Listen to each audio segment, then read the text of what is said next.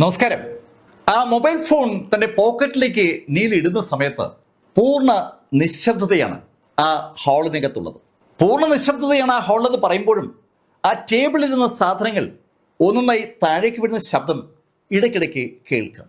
ആ എം കൺട്രിയിലെ ആ നേതാവും സിയാക്കിങ്ങിന്റെ പുറകെ നിൽക്കുന്ന ആ രണ്ട് സൂപ്പർ മാർഷൽ ആർട്സ് എക്സ്പെർട്ടുകളും ഒരക്ഷരം പോലും മിണ്ടാതെ ആ ചെറുപ്പക്കാരനെ തന്നെ അങ്ങനെ നോക്കി നിൽക്കുമ്പോൾ നീല് സിയാക്കിങ്ങിനെ നോക്കി അദ്ദേഹത്തോടായി പറഞ്ഞു, ഏയ് സിയാക്കിങ്, ചതി സ്വന്തം രാജ്യത്തോടും എടുത്തു അല്ലേ? നല്ല മുഴക്കമുള്ള അതേസമയത്ത് നിർത്തിയുള്ള ആ സംഭാഷണം സിയാക്കിങ്ങിന് വല്ലാത്തൊരു അമ്പരപ്പും അതേസമയത്ത് സംശയവും ഉണ്ടാക്കുകയാണ്. സിയ എവിടെയോ കണ്ടു മറന്ന ഒരാളുടെ മുഖം ആ ചെറുപ്പക്കാരിൽ കാണുകയാണ്. താൻ എവിടെയോ ഈ ചെറുപ്പക്കാരനെ കണ്ടിട്ടുണ്ടല്ലോ, നല്ല പരിചയമുള്ള മുഖം. അങ്ങനെ സിയ ആലോചിക്കുമ്പോൾ ആ എം കൺട്രിയിലെ ആ നേതാവ് പെട്ടെന്നാണ് ഒരു കൈത്തോക്ക് വലിച്ച് എടുക്കുന്നതും അത് നീലിന് നേരെ ചൂണ്ടുന്നതും. നീലിന് നേരെ അയാൾ ചൂണ്ടുക മാത്രമല്ല, അയാൾ ട്രിഗറിൽ വിരലമർത്തുകയും ചെയ്തു. പക്ഷെ അയാളെ ഒന്ന് നോക്കുപോലും ചെയ്യാതെ നീല് വലത് കൈ ഒന്ന് അനക്കിയതും നീലിന്റെയും അയക്കും ഇടയിലുണ്ടായിരുന്ന വായു പെട്ടെന്നൊന്ന് ചലിച്ചു. ആ ട്രിഗറിലേക്ക് വിരലമർത്തിയ ആ വ്യക്തി അമ്പരപ്പോടെ ആ കാഴ്ച കാണുകയാണ്. വായുവിൽ ഒരു വാള് പ്രത്യക്ഷപ്പെടുകയാണ്. വായുവിൽ ശരിക്കും ഒരു അരിവാള് പോലെ ഒരു സംഭവം പ്രത്യക്ഷപ്പെട്ടിരിക്കുകയാണ്. ട്രിഗറിലേക്ക് അയാൾ വിരൽ അമർത്തിയതാണ്. അത് ഒന്ന് പ്രസ് ചെയ്താൽ വെടിയുണ്ട നീലിന്റെ തലയിലേക്ക് പാഞ്ഞു കയറും. പക്ഷെ തൊട്ടു മുന്നിൽ അന്തരീക്ഷത്തിൽ അമ്പരപ്പിക്കുന്ന ഒരു കാഴ്ച കണ്ടപ്പോൾ അയാളുടെ ശ്രദ്ധ അവിടേക്ക് തിരിഞ്ഞതാണ്. പക്ഷെ അടുത്ത നിമിഷത്തിൽ ആ അരിവാള് പോലെ ഉണ്ടായ വായു ഒന്ന് ചലിച്ചതും അയാൾക്ക് എന്തെങ്കിലും ചെയ്യാൻ കഴിയുമ്പോൾ ആ അരിവാള് അയാളുടെ കഴുത്തിലൂടെ അങ്ങ് കടന്നു പോവുകയും ചെയ്തു. ശ്വാസം നിലച്ചു പോകുന്ന ഒരു കാഴ്ച, അങ്ങനെ നമുക്കതിനെ വിളിക്കാൻ പറ്റും. സിയാക്കിങ്ങും ആ മാർഷൽ ആർട്സ് എക്സ്പെർട്ടുകളും ശരിക്കും വാ പൊളിച്ച ആ കാഴ്ച കണ്ടത്.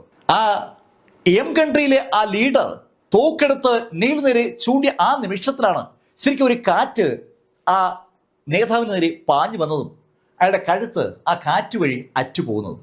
വായുവിനെ ഒരു ബ്ലേഡാക്കി മാറ്റാനുള്ള അസാമാന്യമായ ശേഷി തങ്ങളുടെ മുന്നിൽ നിൽക്കുന്ന ആ ചെറുപ്പക്കാരനുണ്ട്. അത് കണ്ടതും പെട്ടെന്ന് അവിടെ ഒരു ശബ്ദമുണ്ടായി. രണ്ടാളുകൾ ഒരുമിച്ച് തറയിലേക്ക് വീണ ശബ്ദമാണ് യഥാർത്ഥത്തിൽ അവിടെ കേട്ടത്. അവർ മുട്ടടിച്ച് താഴേക്ക് വീഴുകയാണ്. ശരിക്കും അവര് നീലിന്റെ മുന്നിൽ മുട്ടുകുത്തിയതാണ്. സിയാക്കിങ്ങിന്റെ ആ ബോഡി ഗാർഡുകളാണ് അവിടെ മുട്ടുകുത്തിയത്. അതേസമയത്ത് അവിടെ അനുബന്ധമായി മറ്റ് ശബ്ദങ്ങളൂടെ കേൾക്കുകയാണ്. ആ എം കൺട്രിയിലെ നേതാവിന്റെ തലയും ഉടലും ആറ്റ് താഴേക്ക് വീഴുന്ന ശബ്ദം, അതോടൊപ്പം തോക്ക് വീഴുന്ന ശബ്ദം, ഇതൊക്കെയാണ് കേൾക്കുന്നത്. കൂട്ടത്തിൽ കസരകൾ മറിഞ്ഞു വീഴുന്ന ശബ്ദവും. ആ ശബ്ദത്തിലൊന്നും ശ്രദ്ധിക്കാതെ സിയാക്കിങ് ആ ചെറുപ്പക്കാരനെ തന്നെ അങ്ങനെ നോക്കി നിൽക്കുമ്പോൾ നീല് നടന്ന് സിയാക്കിങ്ങിന്റെ തൊട്ടടുത്തെത്തി. ഈ സമയത്ത് തലയിൽ മുട്ടുകുത്തി നിൽക്കുന്ന ആ രണ്ട് ബോഡി ഗാർഡുകളും തൊഴുകയോടെ നീലോട് പറയുകയാണ്, ക്ഷമിക്കണം, ഞങ്ങൾ ഒന്നും ചെയ്യരുത്. അവർ ഇതുവരെയും നീലിനെ ആക്രമിച്ചിട്ടില്ല. അതുകൊണ്ട് തന്നെ ആ ശൈലിയിൽ പറയാനുള്ള ഒരു അവകാശം അവന്മാർക്കുണ്ട്. പക്ഷെ നീല് ഒന്നും ബാക്കി വെക്കാൻ ആഗ്രഹിക്കാത്ത ആളാണെന്ന് അവന്മാർക്ക് മനസ്സിലാകുന്നത് അടുത്ത നിമിഷത്തിലാണ്. നീല് തന്റെ ഇടത് കൈ ഒന്ന് അനക്കിയതും ഒരു വിൻ ബ്ലേഡ് പെട്ടെന്ന് ആ വ്യക്തികൾക്കും നീലിനും ഇടയിൽ ക്രിയേറ്റ് ചെയ്യപ്പെടുകയും ആ ആളുകളുടെ കഴുത്തിലൂടെ ആ ബ്ലേഡ് അങ്ങ് കടക്കുകയും ചെയ്തു. നീലിന്റെ മുന്നിൽ മുട്ടുകുത്തി നിന്ന ആ രണ്ടു പേരും അവിടെ കഴുത്തറ്റത് അറിഞ്ഞില്ല എന്നാണ് സത്യം. ഒരു ശത്രുവിനെയും അവശേഷിപ്പിക്കരുതെന്നുള്ള നീലിന്റെ പ്രഖ്യാപിതമായ നയത്തിന്റെ ഒരു ലക്ഷണമാണ് നമ്മൾ അവിടെ കണ്ടത്. ഇപ്പോ നിശ്ചലനായി നിൽക്കുകയാണ് സിയാക്കിങ്. തനിക്ക് ചുറ്റുമുണ്ടായിരുന്ന മുഴുവൻ ആളുകളും കൊല്ലപ്പെട്ടിരിക്കുകയാണ്. താൻ ആ ക്യൂൻ ഗ്രൂപ്പിന്റെ ചീഫ് എക്സിക്യൂട്ടീവ് ഓഫീസറാണ്. ആ എക്സിക്യൂട്ടീവ് ഓഫീസർ എന്ന നിലയിൽ അയാൾക്ക് ഒരുപാട് ബോഡി ഗാർഡുകളുടെ സംരക്ഷണമുണ്ട്. 29ാമത്തെ നില മുതൽ 39ാമത്തെ നില വരെയുള്ള ആ സുരക്ഷാ സംവിധാനം അയാൾക്ക് വേണ്ടി പ്രത്യേകം ഉണ്ടാക്കപ്പെട്ടിരിക്കുന്നതാണ്. ഒരാളെയും അനുവാദമില്ലാതെ മുകളിലേക്ക് ആരും കടത്തിവിടില്ല. ആ മേഖലയിലേക്ക് ഒരു ഈച്ച പോലും അനുവാദമില്ലാതെ കടക്കില്ല എന്ന് പറഞ്ഞാൽ അത് അക്ഷരം പ്രതി ശരിയുമാണ്. എന്നിട്ടും ഈ ചെറുപ്പക്കാരൻ ഇവിടെ ഈ 39ാമത്തെ നിലയിൽ എത്തിയിരിക്കുകയാണ്. ഞെട്ടിത്തെറിച്ച് സ്തംഭിച്ച് അങ്ങനെ നിന്നുപോയ സിയാക്കിങ് ആ ചെറുപ്പക്കാരനെ തന്നെ അങ്ങനെ സൂക്ഷിച്ചു നോക്കുമ്പോൾ നീല് അയാളോട് ചോദിച്ചു, മിസ്റ്റർ സിയാക്കിങ്, നിങ്ങൾക്ക് എന്നെ മനസ്സിലായില്ലേ? നീലിന്റെ ആ ചോദ്യം ഒരുപാട് തവണ ആ സിയാക്കിങ് സ്വയം ചോദിച്ചതാണ്. ഈ ചെറുപ്പക്കാരനെ ഞാൻ എവിടെയോ കണ്ടിട്ടുണ്ട്. പക്ഷെ എവിടെ, എപ്പോ, എന്നുള്ള കാര്യങ്ങളൊന്നും അയാൾക്ക് ഓർമ്മ വരുന്നില്ല. അയാളുടെ ആ അവസ്ഥ മനസ്സിലാക്കിയ നീല് അയാളെ ഒന്ന് സൂക്ഷിച്ച് നോക്കിയിട്ട് അയാളോട് ചോദിച്ചു, 8 കൊല്ലങ്ങൾക്ക് മുമ്പ് ക്ലൗഡ് ലേക്ക് മാനറിലെ ആ സംഭവം ഓർമ്മയുണ്ടോ? ക്ലൗഡ് ലേക്ക് മാനർ എന്ന് കേട്ടപ്പോൾ തന്നെ സിയ കിങ്ങിന്റെ മുഖത്ത് ഒരു വിളർച്ച ഉണ്ടായി. പെട്ടെന്ന് അയാൾ അറിയാതെ ചോദിച്ചു പോവാണ്, ഏയ് നീൽ, നീ നദി വീട് പോയതല്ലേ? നീ നദി രക്ഷപ്പെട്ടായിരുന്നോ? ദൈവമേ, അത് എന്തൊക്കെയാ സംഭവിച്ചത്? നീൽ, ഞാൻ നിന്റെ അങ്കിളാണ്, സിയ കിങ്. മിസ്റ്റർ സിയ കിങ്, നിങ്ങളുടെ അങ്കിൾ കളിയൊക്കെ ഞാൻ കൃത്യമായി കണ്ടതാണ്. എന്റെ അച്ഛൻ്റെ അടുത്ത് വന്ന് ഈ ഹെവൻലി ജസ്റ്റിസ് ഗ്രൂപ്പിന്റെ ഓഹരികൾ നിങ്ങൾ ചതിയിലൂടെ ഒപ്പിടിച്ചു വാങ്ങിച്ചത് എനിക്കിപ്പോഴും ഓർമ്മയുണ്ട്. അത് സംഭവിച്ചത് ഈ ക്ലൗഡ് ലേക്ക് മാനറിലെ ആ സംഭവത്തിന്റെ തലേ ദിവസമാണ്. സിയ കിങ് നീലിന്റെ പിതാവ് ആർഥറുമായി ഏറെ അടുപ്പമുള്ള കക്ഷിയാണ്. ബാങ്കുമായി കണക്ട് ചെയ്തൊരു കൺസോർഷ്യം ഉണ്ടാക്കാനായി ചില ഡോക്യുമെന്റ്സുകൾ ഒപ്പിടാനുണ്ടെന്ന് പറഞ്ഞിട്ടാണ് സിയ കിങ് അന്ന് ആർഥറുടെ അടുത്തെത്തിയതും അദ്ദേഹത്തെ കൊണ്ട് ആ ഡോക്യുമെന്റ്സിലേക്ക് ഒപ്പിടിക്കുന്നത്. ശരിക്കും ആ ഡോക്യുമെന്റ്സ് സിയ കിങ്ങിനെ പൂർണ്ണമായും വിശ്വസിച്ച ആർഥർ അന്ന് വായിച്ച് നോക്കിയിരുന്നില്ല എന്നത് പകൽ പോലെ വ്യക്തമാണ്. ആ ഡോക്യുമെന്റ്സ് ഒപ്പിടുന്ന സമയത്ത് അവിടെ നീലും ഉണ്ടായിരുന്നു, നീലിന്റെ അമ്മയും ഉണ്ടായിരുന്നു. അവർക്കൊക്കെ സിയ കിങ്ങിനെ വലിയ വിശ്വാസമായിരുന്നു. പുതിയൊരു കൺസോർഷ്യം ആരംഭിക്കാൻ പോകുന്നു, അതിൽ ഹെവൻലി ജസ്റ്റിസ് ഗ്രൂപ്പും ഉണ്ട്, അതിന് വേണ്ട ഡോക്യുമെന്റേഷൻ ആണ് നടക്കുന്നത് എന്ന് പറഞ്ഞാണ് സിയ കിങ് അന്ന് ആ ഡോക്യുമെന്റ്സുകൾ സൈൻ ചെയ്ത് വാങ്ങിയത്. പിറ്റേ ദിവസമാണ് ആ ക്ലൗഡ് ലേക്ക് മാനറിലെ ആ വിരുന്ന്. ക്ലൗഡ് ലേക്ക് മാനറിലെ വിരുന്നിലേക്ക് ആ 3 പേരെയും അന്ന് ഇൻവൈറ്റ് ചെയ്തത് സിയ കിങ് ആണ്. സിയ കിങ് ആർഥറെയും ഭാര്യയും നീലിനെയും അവിടേക്ക് ഇൻവൈറ്റ് ചെയ്യുമ്പോൾ ഒരു നിർബന്ധം കൂടി ഉണ്ടായിരുന്നു. ഏയ്, ഒരു കാരണവശാലും വരാതിരിക്കരുത്. നീല് എല്ലാ ഫംഗ്ഷനിൽ നിന്നും മാറി നിൽക്കുന്ന ദിവസങ്ങളാണ്. സ്കൂളിൽ അവനെ ചൂഷരൻ അപമാനിച്ചതിന് ശേഷം നീല് ഒരിടത്തേക്കും പോയിട്ടില്ല.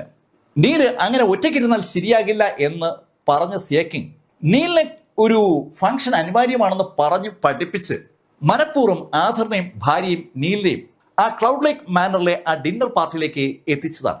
ആ രാത്രിയിൽ ആ പാർട്ടിയിൽ അവർ പങ്കെടുത്തതുകൊണ്ടാണ് അവർക്ക് ആ അപകടം ഉണ്ടായെന്നുള്ള ഒരു ധാരണ കാലങ്ങളായി നീലിന്റെ മനസ്സിലുണ്ട്. ഈ അടുത്ത കാലത്താണ് അതിനൊരു മാറ്റം നീലിനുണ്ടായത്. അത് ആ യാവോറ്റവും പറഞ്ഞ അറിവിൽ നിന്നാണ്. ആ പാർട്ടിയിൽ പങ്കെടുത്തില്ലായിരുന്നെങ്കിലും നീലിന്റെ കുടുംബത്തെ അവസാനിപ്പിക്കാൻ ആ ക്യാപിറ്റൽ സിറ്റിയിൽ നിന്ന് വന്ന ആൾ തീരുമാനിച്ചിരുന്നു എന്നുള്ള കാര്യമാണ് യാവോറ്റവും കൊല്ലപ്പെടുന്നതിന് മുമ്പ് നീലിനോട് പറഞ്ഞത്. അതൊക്കെ ഇപ്പോൾ നീലിന്റെ മനസ്സിലേക്ക് വരികയാണ്. നീലെന്നൊക്കെ പറഞ്ഞ ഒരു കരച്ചിൽ നടത്തിയ സിയ കിങ് പെട്ടെന്നാണ് അയാളുടെ പോക്കറ്റിൽ നിന്ന് പേന പുറത്തെടുത്തത്. മോനെ നീല്, അധികത്താ, ഞാൻ ഒപ്പിട്ട് തരാം. അവിടെ വന്ന സമയത്ത് നീല് പറഞ്ഞൊരു ഡയലോഗ് ഓർമ്മിച്ചെടുത്തത് കൊണ്ടാണ് ആ വാചകം സിയ കിങ് പറഞ്ഞത്. ഈ ക്യൂൻ ഗ്രൂപ്പിന്റെ ഷെയറുകൾ എഴുതി വാങ്ങാനാണ് ഞാൻ വന്നതെന്ന് നീല് ഇടയ്ക്ക് പറഞ്ഞിരുന്നു. അതുമായി ബന്ധപ്പെട്ട ഡോക്യുമെന്റ്സ് ആണ് നീലിന്റെ കയ്യിൽ ഇരിക്കുന്നതെന്ന് മനസ്സിലാക്കിയ സിയ കിങ് ആവശ്യപ്പെട്ട അനുസരിച്ച് നീല് ആ ഡോക്യുമെന്റുകൾ എടുത്ത് അയാളുടെ മേശപ്പുറത്തേക്ക് വെച്ചു. സിയ കിങ് അതിവേഗം ആ ഡോക്യുമെന്റിൽ മുഴുവൻ സൈൻ ചെയ്തു. മുഴുവൻ ഡോക്യുമെന്റുകളും സൈൻ ചെയ്ത് കഴിഞ്ഞതും സിയ കിങ് ആശ്വാസത്തോടെ നീല് നോക്കി കൈകൂപ്പി. മോനെ നീൽ, ഞാൻ നിന്റെ കൂടെ നിൽക്കാം, നിനക്ക് എല്ലാ സഹായവും ഞാൻ ചെയ്തു തരാം.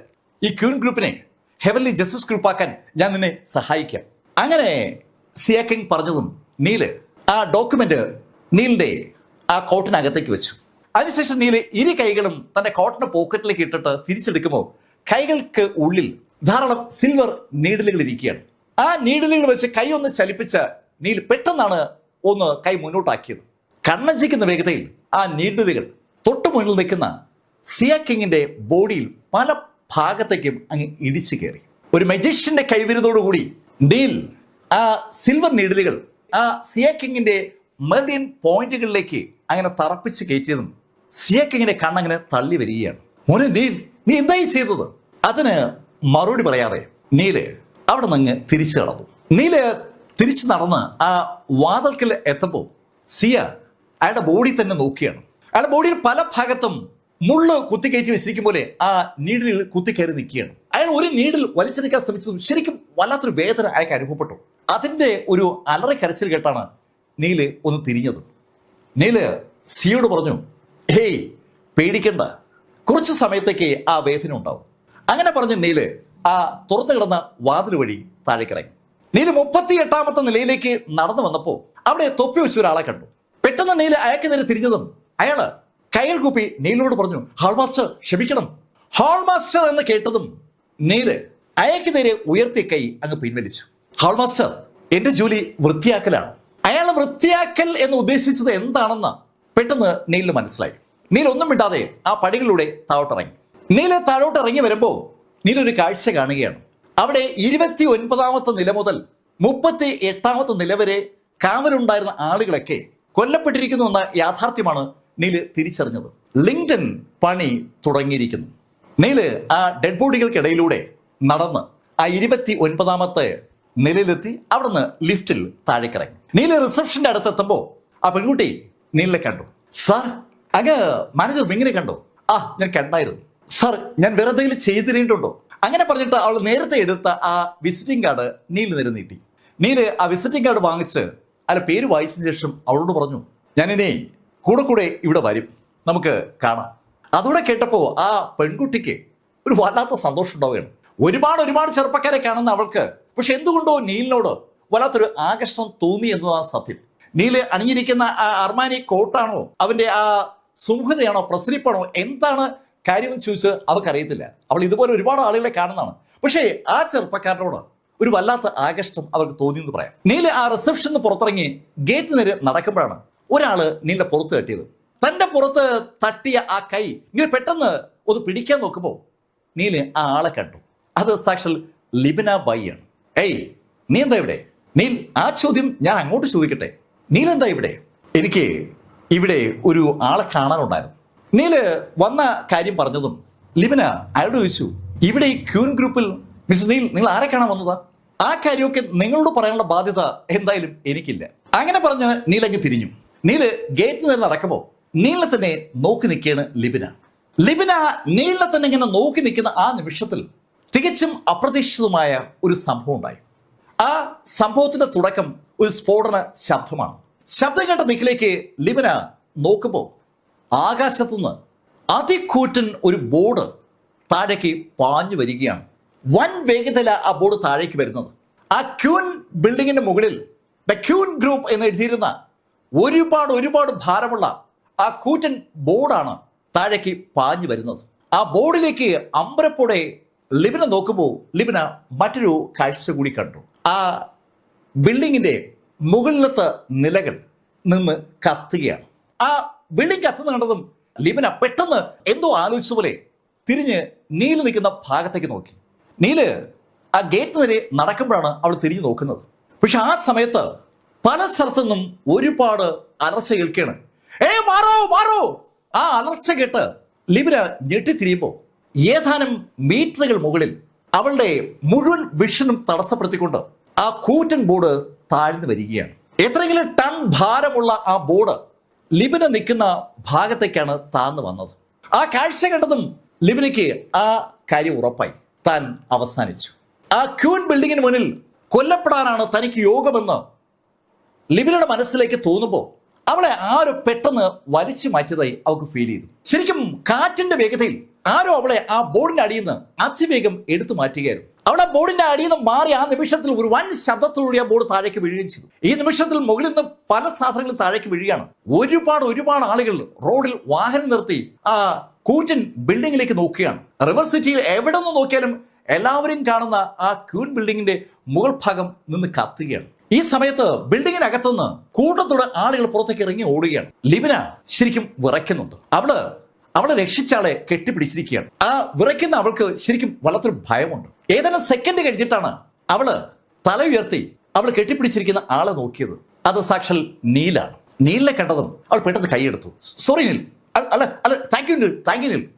സോറി പറയണോ താങ്ക്സ് പറയണോ എന്ന് തിരിച്ചറിയാൻ കഴിയാത്ത ഒരു മാനസികാവസ്ഥയിലാണ് ശരിക്കും ഇപ്പോ ലിബിന നന്നായി വിറയ്ക്കുന്നുണ്ട്. ഒരു സെക്കൻഡിന്റെ 100% വ്യത്യാസത്തിൽ അവള് രക്ഷപ്പെട്ടു എന്നുള്ളതാണ് സത്യം. അവൾക്ക് ആ യാഥാർത്ഥ്യം മനസ്സിലാകുന്നുണ്ട്. അതിൻ്റെതായ ഒരു നന്ദി അവളുടെ കണ്ണുകളിലുണ്ട്.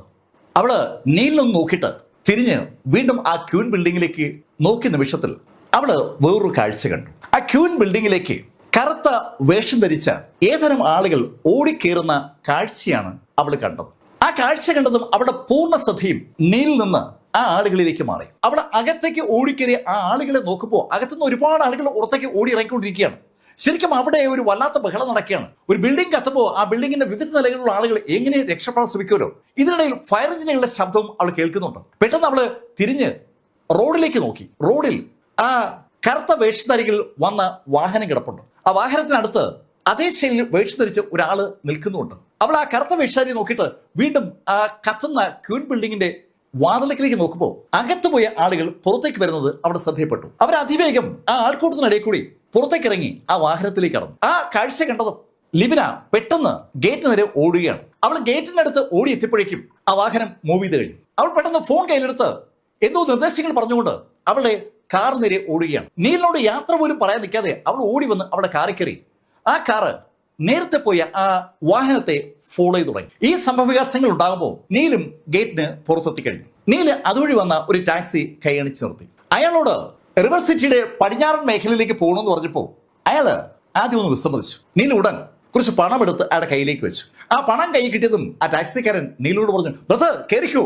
എന്തായാലും ആ വാഹനം മൂവ് ചെയ്യുമ്പോൾ ഒരുപാട് പോലീസ് വാഹനങ്ങളും ഫയർ എഞ്ചിനുകളും എന്ന് വേണ്ട ഗവൺമെന്റുമായി ബന്ധപ്പെട്ട വ്യത്യസ്ത വാഹനങ്ങളും ആളുകളും ഒക്കെ ആ ക്യൂൻ ബിൽഡിങ്ങിന് നേരെ പാഞ്ഞു വരികയാണ്. ആ ക്യൂൻ ബിൽഡിങ്ങിന് കത്തുന്നതിന്റെ ഫലമായി ഉണ്ടായ പുക ഏതാണ്ട് ആ എൻറ്റയർ മേഖലയും മറച്ചിരിക്കുകയാണെന്ന് പറയാം. തീയും പുകയും ആളിപ്പടർന്നിടയിൽ പല സാധനങ്ങളും താഴേക്ക് വീഴുന്ന ശബ്ദവും ആളുകൾ ഇറങ്ങി ഓടുന്ന ശബ്ദമൊക്കെ അവിടെ കേൾക്കാം. നീല് അതൊന്നും ശ്രദ്ധിക്കാതെ ആ ടാക്സി ഇരിക്കുകയാണ്. ഇതേ സമയത്ത് ലിബിന അതീവ ശ്രദ്ധയോടുകൂടി ആ കറുത്ത വാഹനത്തെ ഫോളോ ചെയ്യുകയാണ്. അവൾ എത്രയോ നാളുകളായി ഫോളോ ചെയ്തുകൊണ്ടിരുന്ന ഒരു ടീമിന്റെ ഭാഗമായ ആളുകളെ അവൾ ഇതാ യാദൃശ്യവശാൽ കണ്ടിരിക്കുകയാണ്. റിവർ സിറ്റിയിലെ പോലീസ് ചീഫ് എന്ന നിലയിൽ അവള് കുറെ നാളുകളായി ആ മിഷന് നേതൃത്വം കൊടുക്കുകയാണ്. ശരിക്കും ആ മിഷൻ അവളെ സംബന്ധിച്ചിടത്തോളം വളരെ പ്രാധാന്യമുള്ളതാണ്. റിവർ സിറ്റിയിൽ ഒരുപാട് ദുരൂഹതകളുണ്ട്. ആ ദുരൂഹതകളിൽ ഒരു പങ്കിന് ആ കറുത്ത വേഷധാരികൾക്ക് ബന്ധമുണ്ടെന്നുള്ള കാര്യം ലിബിനയുടെ മനസ്സിൽ പതിഞ്ഞിട്ടുണ്ട്.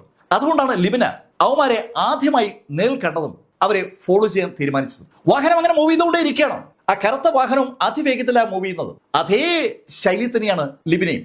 മുന്നേ പോകുന്ന വാഹനത്തിന് സംശയം തോന്നാത്ത ശൈലിയിലാണ് ലിബിന ആ വാഹനത്തെ ഫോളോ ചെയ്യുന്നത്. റിവർ സിറ്റിയുടെ പടിഞ്ഞാറ് ഭാഗത്ത് അധികം ആൾതാമസമില്ലാത്ത ഒരു മേഖലയിലേക്കാണ് ആ കറുത്ത വാഹനം എത്തിയത്. ലിബിന വളരെ ശ്രദ്ധിച്ച് ആ കറുത്ത വാഹനത്തെ ഫോളോ ചെയ്ത് അവിടെ എത്തുമ്പോൾ കുറച്ച് മുന്നിലായി ഒരു വിജനമായ സ്ഥലത്ത് ഒരു 4 നില ബിൽഡിംഗ് ലിബിനയുടെ ശ്രദ്ധയപ്പെട്ടു. ഒരു കൂറ്റൻ ബിൽഡിംഗ് ആണ്. ആ ബിൽഡിങ്ങിനൊപ്പം ഗോഡൌൺ ഒക്കെ ഉണ്ട്. കാർ ഒതുക്കിയ ലിബിന മരങ്ങളുടെ പുറകിൽ ഒളിച്ച് പതുക്കെ ആ ബിൽഡിങ്ങിനെ സമീപിച്ചു തുടങ്ങി. ഇതേ സമയത്ത് ആ കറുത്ത വാഹനം ആ ബിൽഡിങ്ങിന്റെ കോമ്പൗണ്ടിന് മുന്നിൽ എത്തിയതും ഗേറ്റ് മലർക്കെ തുറക്കപ്പെട്ടു. ആ വാഹനം കോമ്പൗണ്ടിനകത്തേക്ക് കയറിയതും ഗേറ്റ് അടഞ്ഞു. ആ വാഹനം ഒതുക്കിയിട്ടതിന് ശേഷം അതിൽ നിന്ന് ഒരു 4 സംഘം പുറത്തിറങ്ങി. അവര് അതിവേഗം അകത്തേക്ക് ഓടുകയാണ്. അവർ ഓടിയെത്തിയത് 1ാമത്തെ ഹാളിലേക്കാണ്. ആ ഹാളിൽ അവർ ഓടി ചെല്ലുമ്പോൾ ഒരു മനുഷ്യൻ കൈകൾ രണ്ടും പുറകിൽ കെട്ടി അവരെ തന്നെ അങ്ങനെ നോക്കി നിൽക്കുകയാണ്. അവിടെ ആ ഹാളിൽ വേറെയും ചെറുപ്പക്കാരുണ്ട്. മാസ്റ്റർ മാസ്റ്റർ അങ്ങനെ വിളിച്ചുകൊണ്ട് ആ കറുത്ത വേഷധാരികൾ അവിടേക്ക് ഓടിച്ചെന്നത്. എന്താ മാസ്റ്റർ, ക്യൂൻ ഗ്രൂപ്പിന് എന്ത് പറ്റി? മാസ്റ്റർ, സിയ കിങ് കൊല്ലപ്പെട്ടു. സിയ കിങ് കൊല്ലപ്പെട്ടെന്നോ? വിശ്വസിക്കാനാവാത്ത ഒരു കാര്യമാണ് ആ ആളുകൾ വന്ന് റിപ്പോർട്ട് ചെയ്തത്. സിയ കിങ്ങിന് പ്രൊട്ടക്ഷൻ കൊടുക്കാൻ നിങ്ങൾക്കൊണ്ട് പറ്റിയില്ലേ? മാസ്റ്റർ, പ്രൊട്ടക്ഷന് വേണ്ടി ഒരു വൻ ടീം തന്നെ അവിടെ ഉണ്ടായിരുന്നു. പക്ഷെ അവരൊക്കെ കൊല്ലപ്പെട്ടു. തികച്ചും അമ്പരപ്പിക്കുന്ന ഒരു റിപ്പോർട്ടിംഗ് ആണ് ആ ചെറുപ്പക്കാരൻ ആ സമയത്ത് നടത്തിയത്. റിപ്പോർട്ടിംഗ് നടത്തിയ ആ ചെറുപ്പക്കാരൻ അയാൾ കണ്ടതും കേട്ടതുമായ കാര്യങ്ങൾ സവിസ്തരം മാസ്റ്റർ എന്ന് അയാൾ വിളിച്ച് ആളിനോട് പറഞ്ഞുകൊണ്ടിരിക്കുമ്പോൾ ലിബിന മതിൽ ചാടി അകത്തേക്ക് കടന്നു. വളരെ ശ്രദ്ധിച്ച് ഒരാളുടെയും ശ്രദ്ധ പിടിച്ചു പറ്റാതെ ആ കോമ്പൗണ്ടിനകത്തേക്ക് കടന്ന ലിബിന സാവധാനം ആ ബിൽഡിങ്ങിന് സമീപമെത്തി. തുറന്നു കിടന്ന ഒരു ജനാലിലൂടെ അവള് അകത്ത് കിടക്കുന്ന സംഭവവികാസങ്ങൾ നിരീക്ഷിക്കുകയാണ്. അകത്ത് അവളുടെ മുന്നിലായി അവൾക്ക് പുറംതിരിഞ്ഞ് ഒരു മനുഷ്യൻ മുൻവശത്ത് നിൽക്കുന്ന ആള് പറയുന്നത് ശ്രദ്ധിച്ച് കേൾക്കുകയാണ്. അവൾക്ക് പുറംതിരിഞ്ഞ് നിൽക്കുന്ന മനുഷ്യൻ 2 കൈയും പൊരുൾ കെട്ടി തല ഉയർത്തിപ്പിടിച്ചിരിക്കുകയാണ്. ആ മനുഷ്യനെ എതിർ നിൽക്കുന്ന ആളുകൾ മാസ്റ്റർ എന്ന് പറഞ്ഞ സംബോധന ചെയ്യുന്നത്. ക്യൂൻ ബിൽഡിങ്ങുമായി ബന്ധപ്പെട്ട റിപ്പോർട്ടിംഗ് നടക്കുന്നത്. ആ റിപ്പോർട്ടിംഗ് അങ്ങനെ നടന്നുകൊണ്ടിരിക്കുന്നിടയിൽ കൈകൾ പുറകിൽ കെട്ടിയിരിക്കുന്ന ആ മാസ്റ്റർ മുന്നിൽ നിൽക്കുന്ന ആളുടെ നേരെ കൈ കാണിച്ചു. സ്റ്റോപ്പ്. അങ്ങനെ പറഞ്ഞിട്ട് അയാൾ ഇടത് കൈ കാഷ്ലോട്ട് ഉയർത്തിയിട്ട് വെറുതെ ഇങ്ങനെ പറയുകയാണ്, ഏയ് ഇനി അവിടെ നിൽക്കണ്ട, നീ കയറിപ്പോരെ. അയാളെ കൈ നീട്ടിയത് ലിബിന നിൽക്കുന്ന ഭാഗത്തേക്കാണ്. താൻ കണ്ടുപിടിക്കപ്പെട്ടു എന്ന യാഥാർത്ഥ്യം അപ്പോഴാണ് ലിബിനയ്ക്ക് മനസ്സിലാകുന്നത്. ആ മനുഷ്യൻ തിരിഞ്ഞു പോലും നോക്കാതെ കൈകൾ പുറകിൽ കെട്ടി മുന്നിലേക്ക് നോക്കി നിൽക്കുകയായിരുന്നെങ്കിലും അയാള് അവളുടെ സാന്നിധ്യം തിരിച്ചറിഞ്ഞിരിക്കുകയാണ്. താൻ പിടിക്കപ്പെട്ടു എന്ന് മനസ്സിലായതും ലിബിന മുന്നോട്ട് നടന്ന് ആ പ്രധാന വാതിലൂടെ അകത്ത് കയറി. ലിബിന ആ മുഴുവൻ ആളുകളെ ഒന്ന് നോക്കിയിട്ട് ആ നേതാവെന്ന് തോന്നുന്ന ആളോട് പറഞ്ഞു, നിങ്ങളെ ഞാൻ തിരക്കാൻ തുടങ്ങിയിട്ട് കാലം ഒരുപാടായി. അവൾ അങ്ങനെ അങ്ങനെ പറയുമ്പോൾ ആ മാസ്റ്റർ എന്ന് വിളിക്കപ്പെട്ട ആളുടെ മുഖത്ത് ഒരു പുഞ്ചിരി വിരിഞ്ഞിരിക്കുകയാണ്. അവിടെ എത്തിയ ആ ലിബിനെ കാല് മുതൽ തല വരെ ഒന്ന് സ്കാൻ ചെയ്ത് നോക്കുകയാണ്. ശരിക്കും സുന്ദരിയാണ് ലിബിന. ഹേയ് സുന്ദരി, നിന്നെ പോലെ ഒരാള് ഈ പോലീസിൽ ജോയിൻ ചെയ്തത് എന്തായാലും നന്നായി. വില്ലന്മാർക്ക് ഇടയ്ക്ക് ഒരു എന്റർടൈൻമെന്റ് ഒക്കെ ഇങ്ങനെയല്ലേ കിട്ടൂ. വളരെ കൂളായിട്ടാണ് ആ മാസ്റ്റർ ആ ഡയലോഗ് പറഞ്ഞത്. ഏയ് ആരോടോ സംസാരിക്കാൻ അറിയാവോ? അങ്ങനെ ലിബിന് ചോദിച്ചതും മാസ്റ്റർ അയാളുടെ മുൻവശത്ത് നിൽക്കുന്ന ആളുകളെ ഒന്ന് നോക്കി. അവർക്ക് കാര്യം മനസ്സിലായി. ആ കൂട്ടത്തിൽ രണ്ടുപേർ പെട്ടെന്ന് ലിബിനെതിരെ കുതിച്ചതും ലിബിന് ആകാശത്തേക്ക് ചാടി ഉയർന്ന് രണ്ട് കാലുകൊണ്ടും അവൾക്ക് നേരെ പാഞ്ഞു വന്ന മാർഷൽ ആർട്സ് എക്സ്പെർട്ടുകളെ ഓരോ കിക്കുകൾ കൊണ്ട് താഴെ വീഴ്ത്തി. അത് കണ്ടതും ആ മാസ്റ്റർ ഒന്ന് ചിരിച്ചു. കൊള്ളാം കൊള്ളാം, പോലീസ് ആയാൽ ഇങ്ങനെ തന്നെ വേണം. അങ്ങനെ പറഞ്ഞ ആ മാസ്റ്റർ അടുത്ത ഉത്തരവ് കൊടുക്കുന്നതിന് മുമ്പ് ഏതാനും ആളുകൾ ലിബിനെ അങ്ങ് വളഞ്ഞു കഴിഞ്ഞു. ലിബിൻ അതിശക്തമായി ഏറ്റവും മുന്നിൽ നിന്ന ആളെ ഒന്ന് പഞ്ച് ചെയ്തെങ്കിലും അവളുടെ കൈ വളരെ കൂളായിട്ട് മുന്നിൽ നിന്ന ആള് അങ്ങ് പിടിച്ചു. അവളെക്കാൾ ഒരുപാട് ലെവലുകൾ മുകളിലുള്ള ഒരാളോടാണ് അവളെ ഏറ്റുമുട്ടുന്നതെന്ന് അവളുടെ കൈ ആ ആള് പിടിച്ച നിമിഷത്തിൽ അവൾക്ക് മനസ്സിലായി. അവൾക്ക് എന്തെങ്കിലും ചെയ്യാൻ കഴിയുമ്പോൾ ആ കൈ പിടിച്ച വ്യക്തി ലിബിനെ ഒറ്റ കൈ കൊണ്ട് പൊക്കിയെടുത്തൊരു കയറി അയാൾക്ക് ചുറ്റും നിൽക്കുന്ന ആളുകളുടെ തലയ്ക്ക് മുകളിൽ കൂടി ലിബിന ഒരു ടേബിളിന്റെ മുകളിൽ വന്ന് വീണു. ഒരു ശബ്ദത്തോടെ ആ ടേബിൾ പൊടിഞ്ഞ് താഴേക്ക് വീഴുമ്പോൾ ലിബിനയുടെ വാരിയല് പൊട്ടിയതുപോലെ ഒരു തോന്നൽ ലിബിനയ്ക്കുണ്ട്. അവള് ആ ചീടുകളൊക്കെ തള്ളി മാറ്റി അവിടുന്ന് ഒരു പരുവത്തിൽ എഴുതി പുറത്തിറങ്ങാൻ ശ്രമിക്കുമ്പോൾ അവള് തനിക്ക് ചുറ്റും നിൽക്കുന്ന ആ ഗുണ്ടകളെ കണ്ടു. ആ ഗുണ്ടകളുടെ നേതാവ് മാസ്റ്റർ ലിബിനെ തന്നെ ഒന്ന് സൂക്ഷിച്ചു നോക്കുകയാണ്. ഹേയ് ഇടോ, അവൾ അങ്ങനെ എടുത്തെറിയണ്ടായിരുന്നു. ഇവിടെ ഒന്നുമില്ലെങ്കിൽ സുന്ദരിയല്ലേ. ഒരു സുന്ദരിയുമായിട്ട് ഉല്ലസിക്കാൻ നമുക്ക് കിട്ടിയ ഒരു അവസരത്തെ നമ്മൾ അങ്ങനെ പാഴിക്കളയാതെ. മാസ്റ്ററുടെ ആ ഡയലോഗ് എന്താണ് അർത്ഥമാക്കുന്നതെന്ന് പെട്ടെന്ന് ലിബിനയ്ക്ക് മനസ്സിലായി. താനിതാ ഒരു ഗ്യാങ് റേപ്പിന് വിധേയാകാൻ പോവുകയാണ്. അവിടേക്ക് ഒറ്റയ്ക്ക് ഇറങ്ങി തിരിക്കാൻ ശ്രമിച്ച ആ നിമിഷത്തെ പഴിക്കുകയല്ലാതെ ലിബിനയ്ക്ക് വേറെ ഒന്നും പറ്റില്ല. അവൾക്കിപ്പോ ആ കാര്യം ഉറപ്പാണ്. താനിതാ പെട്ടിരിക്കുന്നു. തികച്ചും താൻ പെട്ടുപോയി എന്ന് ലിബിനയ്ക്ക് തോന്നിയതും ലിബിന ആ നേതാവെന്ന് തോന്നുന്ന ആളോട് പറഞ്ഞു, ഞാൻ ലിക്സൺ ബായിയുടെ മകളാണ്. ലിക്സൺ ബായിയുടെ മകളെന്ന് കേട്ടപ്പോ ആ നേതാവ് പെട്ടെന്ന് അങ്ങ് നിന്നു. ലിക്സൺ ബായിക്ക് ഒരു പേരുണ്ട്.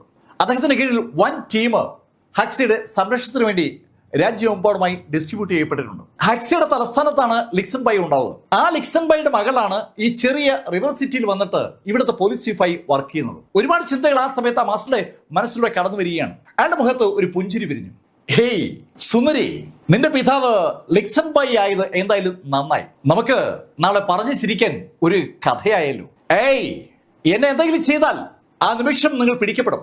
ഞാൻ ഇവിടേക്ക് വന്നത് ഡിപ്പാർട്ട്മെന്റിനെ അറിയിച്ചിട്ടാണ്. അവര് ഇപ്പൊ ഇവിടെ എത്തും. ഓ അതൊന്നും സാരമില്ല, അവരെത്തുമ്പോ ഞങ്ങള് അവർക്കുള്ള പണി കൊടുത്തോളാം. പിന്നെ രക്ഷപ്പെടാൻ അതിന് ഞങ്ങൾക്ക് ആരുടെയും സഹായമൊന്നും വേണ്ട. അങ്ങനെ പറഞ്ഞ നേതാവ് അയാളുടെ അനുയായികളോട് പറഞ്ഞു, എന്തിനാ നിങ്ങൾ സമയം കളയുന്നത്? എപ്പോഴും ഇതുപോലെ സുന്ദരിമാരെ അറേഞ്ച് ചെയ്ത് തരാൻ എനിക്ക് പറ്റത്തില്ല. Just enjoy. ഒരു സുന്ദരിയെ അവർക്കിത് എത്തിച്ചു കൊടുത്തതിന്റെ ഒരു സന്തോഷത്തിലാണ് അയാൾ ആ ഡയലോഗ് പറഞ്ഞത്. ആ ഡയലോഗ് കേട്ടതും രണ്ട് ചെറുപ്പക്കാർ ലിബിനയുടെ മുന്നിലേക്ക് വന്നു. ഈ സമയത്ത് ആ ടേബിൾ ഒടിഞ്ഞ് താഴെ വീണ് കഴിഞ്ഞുന്ന ലിബിന എണീറ്റ് നിൽക്കുകയാണ്. അവരുടെ ഇരു കൈകളിലും ആ പൊളിഞ്ഞ ടേബിളിൽ നിന്ന് അടർത്തിയെടുത്ത രണ്ട് കാലുകളുണ്ട്. അവൾ ആ രണ്ട് കാലിലും കൈ പിടിച്ചുകൊണ്ട് തന്റെ നേരെ വരുന്ന ആ ചെറുപ്പക്കാരെ നോക്കി. അവരെ നോക്കി അവൾ പറഞ്ഞു, അടുത്തു വന്നാൽ നിന്നെ കൊല്ലും. പക്ഷെ അത് ശ്രദ്ധിക്കാതെ അവർ രണ്ടുപേരും ഒരുമിച്ച് മുന്നോട്ട് കുതിച്ചു.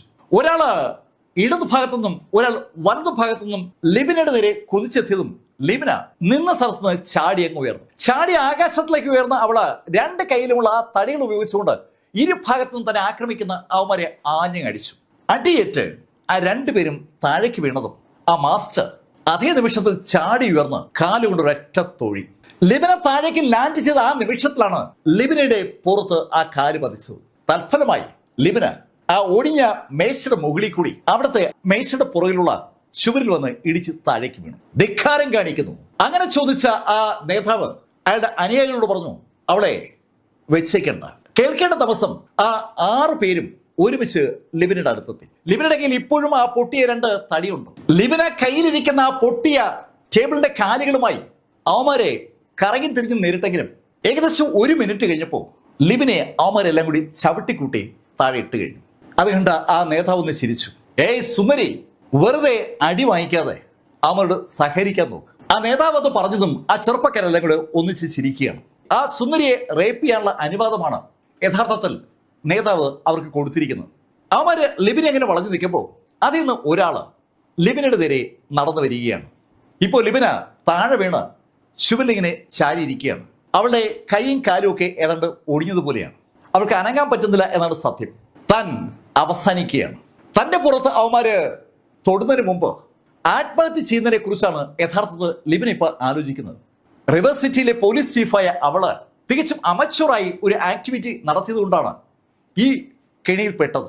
സബോർഡിനേറ്റ്സിനെ കൂടി കൂട്ടിക്കൊണ്ടുവരേണ്ട സ്ഥലത്തേക്ക് അവൾ ഒറ്റയ്ക്ക് കയറി വന്നതാണ്. പക്ഷെ കാലങ്ങളായി അവൾ ഫോളോ ചെയ്തിരുന്ന ഒരു ടീമിനെ പെട്ടെന്ന് കണ്ടപ്പോൾ അവൾക്ക് അവളുടെ സബോർഡിനേറ്റ്സിനെ വിവരം അറിയിക്കാനേ പറ്റുള്ളൂ.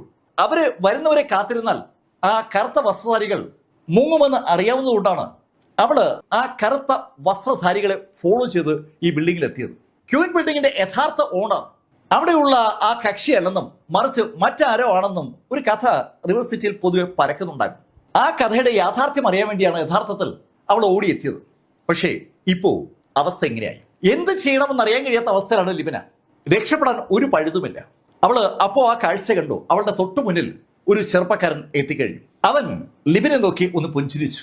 ഹേയ് സുന്ദരി, നീ ഈ പോലീസ് യൂണിഫോമിൽ കഴിയുന്നതിന് പകരം ഞങ്ങൾക്കൊപ്പം കൂടിക്കോ, ഇവിടെ നിനക്ക് എല്ലാ രസവും കിട്ടും. അങ്ങനെ പറഞ്ഞ ആ ചെറുപ്പക്കാരൻ ലിബിനയുടെ ഷോൾഡറിലേക്ക് കൈവയ്ക്കാൻ പോയ ആ നിമിഷത്തിൽ പെട്ടെന്നൊരു ശബ്ദം കേട്ടു. ഒരു കാറ്റടിക്കുന്ന പോലെ ശബ്ദം. ആ ശബ്ദം ആ ഹാളിലെ മുഴുവൻ ആളുകളും കേട്ടു. എല്ലാവരും ആ ശബ്ദം കേട്ട ദിക്കിലേക്ക് നോക്കുമ്പോൾ ലിബിനെ തൊടാൻ പോയ ചെറുപ്പക്കാരൻ അലറി കരയുന്ന ശബ്ദമാണ് തുടർന്ന് ആളിൽ കേട്ടത്. അവൻ അലറി കരയുന്ന കേട്ടതും എല്ലാവരുടെ കണ്ണുകൾ അവന്റെ നേരെ തിരിഞ്ഞു. ലിബിനയുടെ പുറത്ത് അവൻ വെച്ച ആ കൈ ഇപ്പോ അവിടെ ഇല്ല. ലിബിനയുടെ പുറത്ത് തൊട്ട ആ കൈ അറ്റ് താഴെ വീണ് കിടക്കുകയാണ്. അവന്റെ അലറി കരച്ചിൽ കേട്ട് കണ്ണു തുറന്ന ലിബിനെ കാണുന്നത് അവളുടെ ബോഡി കൂടി ഇഴഞ്ഞ് താഴേക്ക് വീഴുന്ന ഒരു കൈയാണ്. തൊട്ടു മുന്നിൽ കൈ അറ്റ് ഒരു ചെറുപ്പക്കാരൻ നിന്ന് കരയുകയാണ്. അമ്പരപ്പിക്കുന്നതും ഞെട്ടിക്കുന്നതുമായ ആ കാഴ്ച ശരിക്കും കണ്ണു തുറച്ച് ലിബിനെ കാണുമ്പോൾ ഒരു ശബ്ദം ലിബിനെ കേട്ടു. ഏയ്, നിസ്സഹായായ ഒരു സ്ത്രീയോടാണോ നിങ്ങൾ പരാക്രമം കാണിക്കുന്നത്?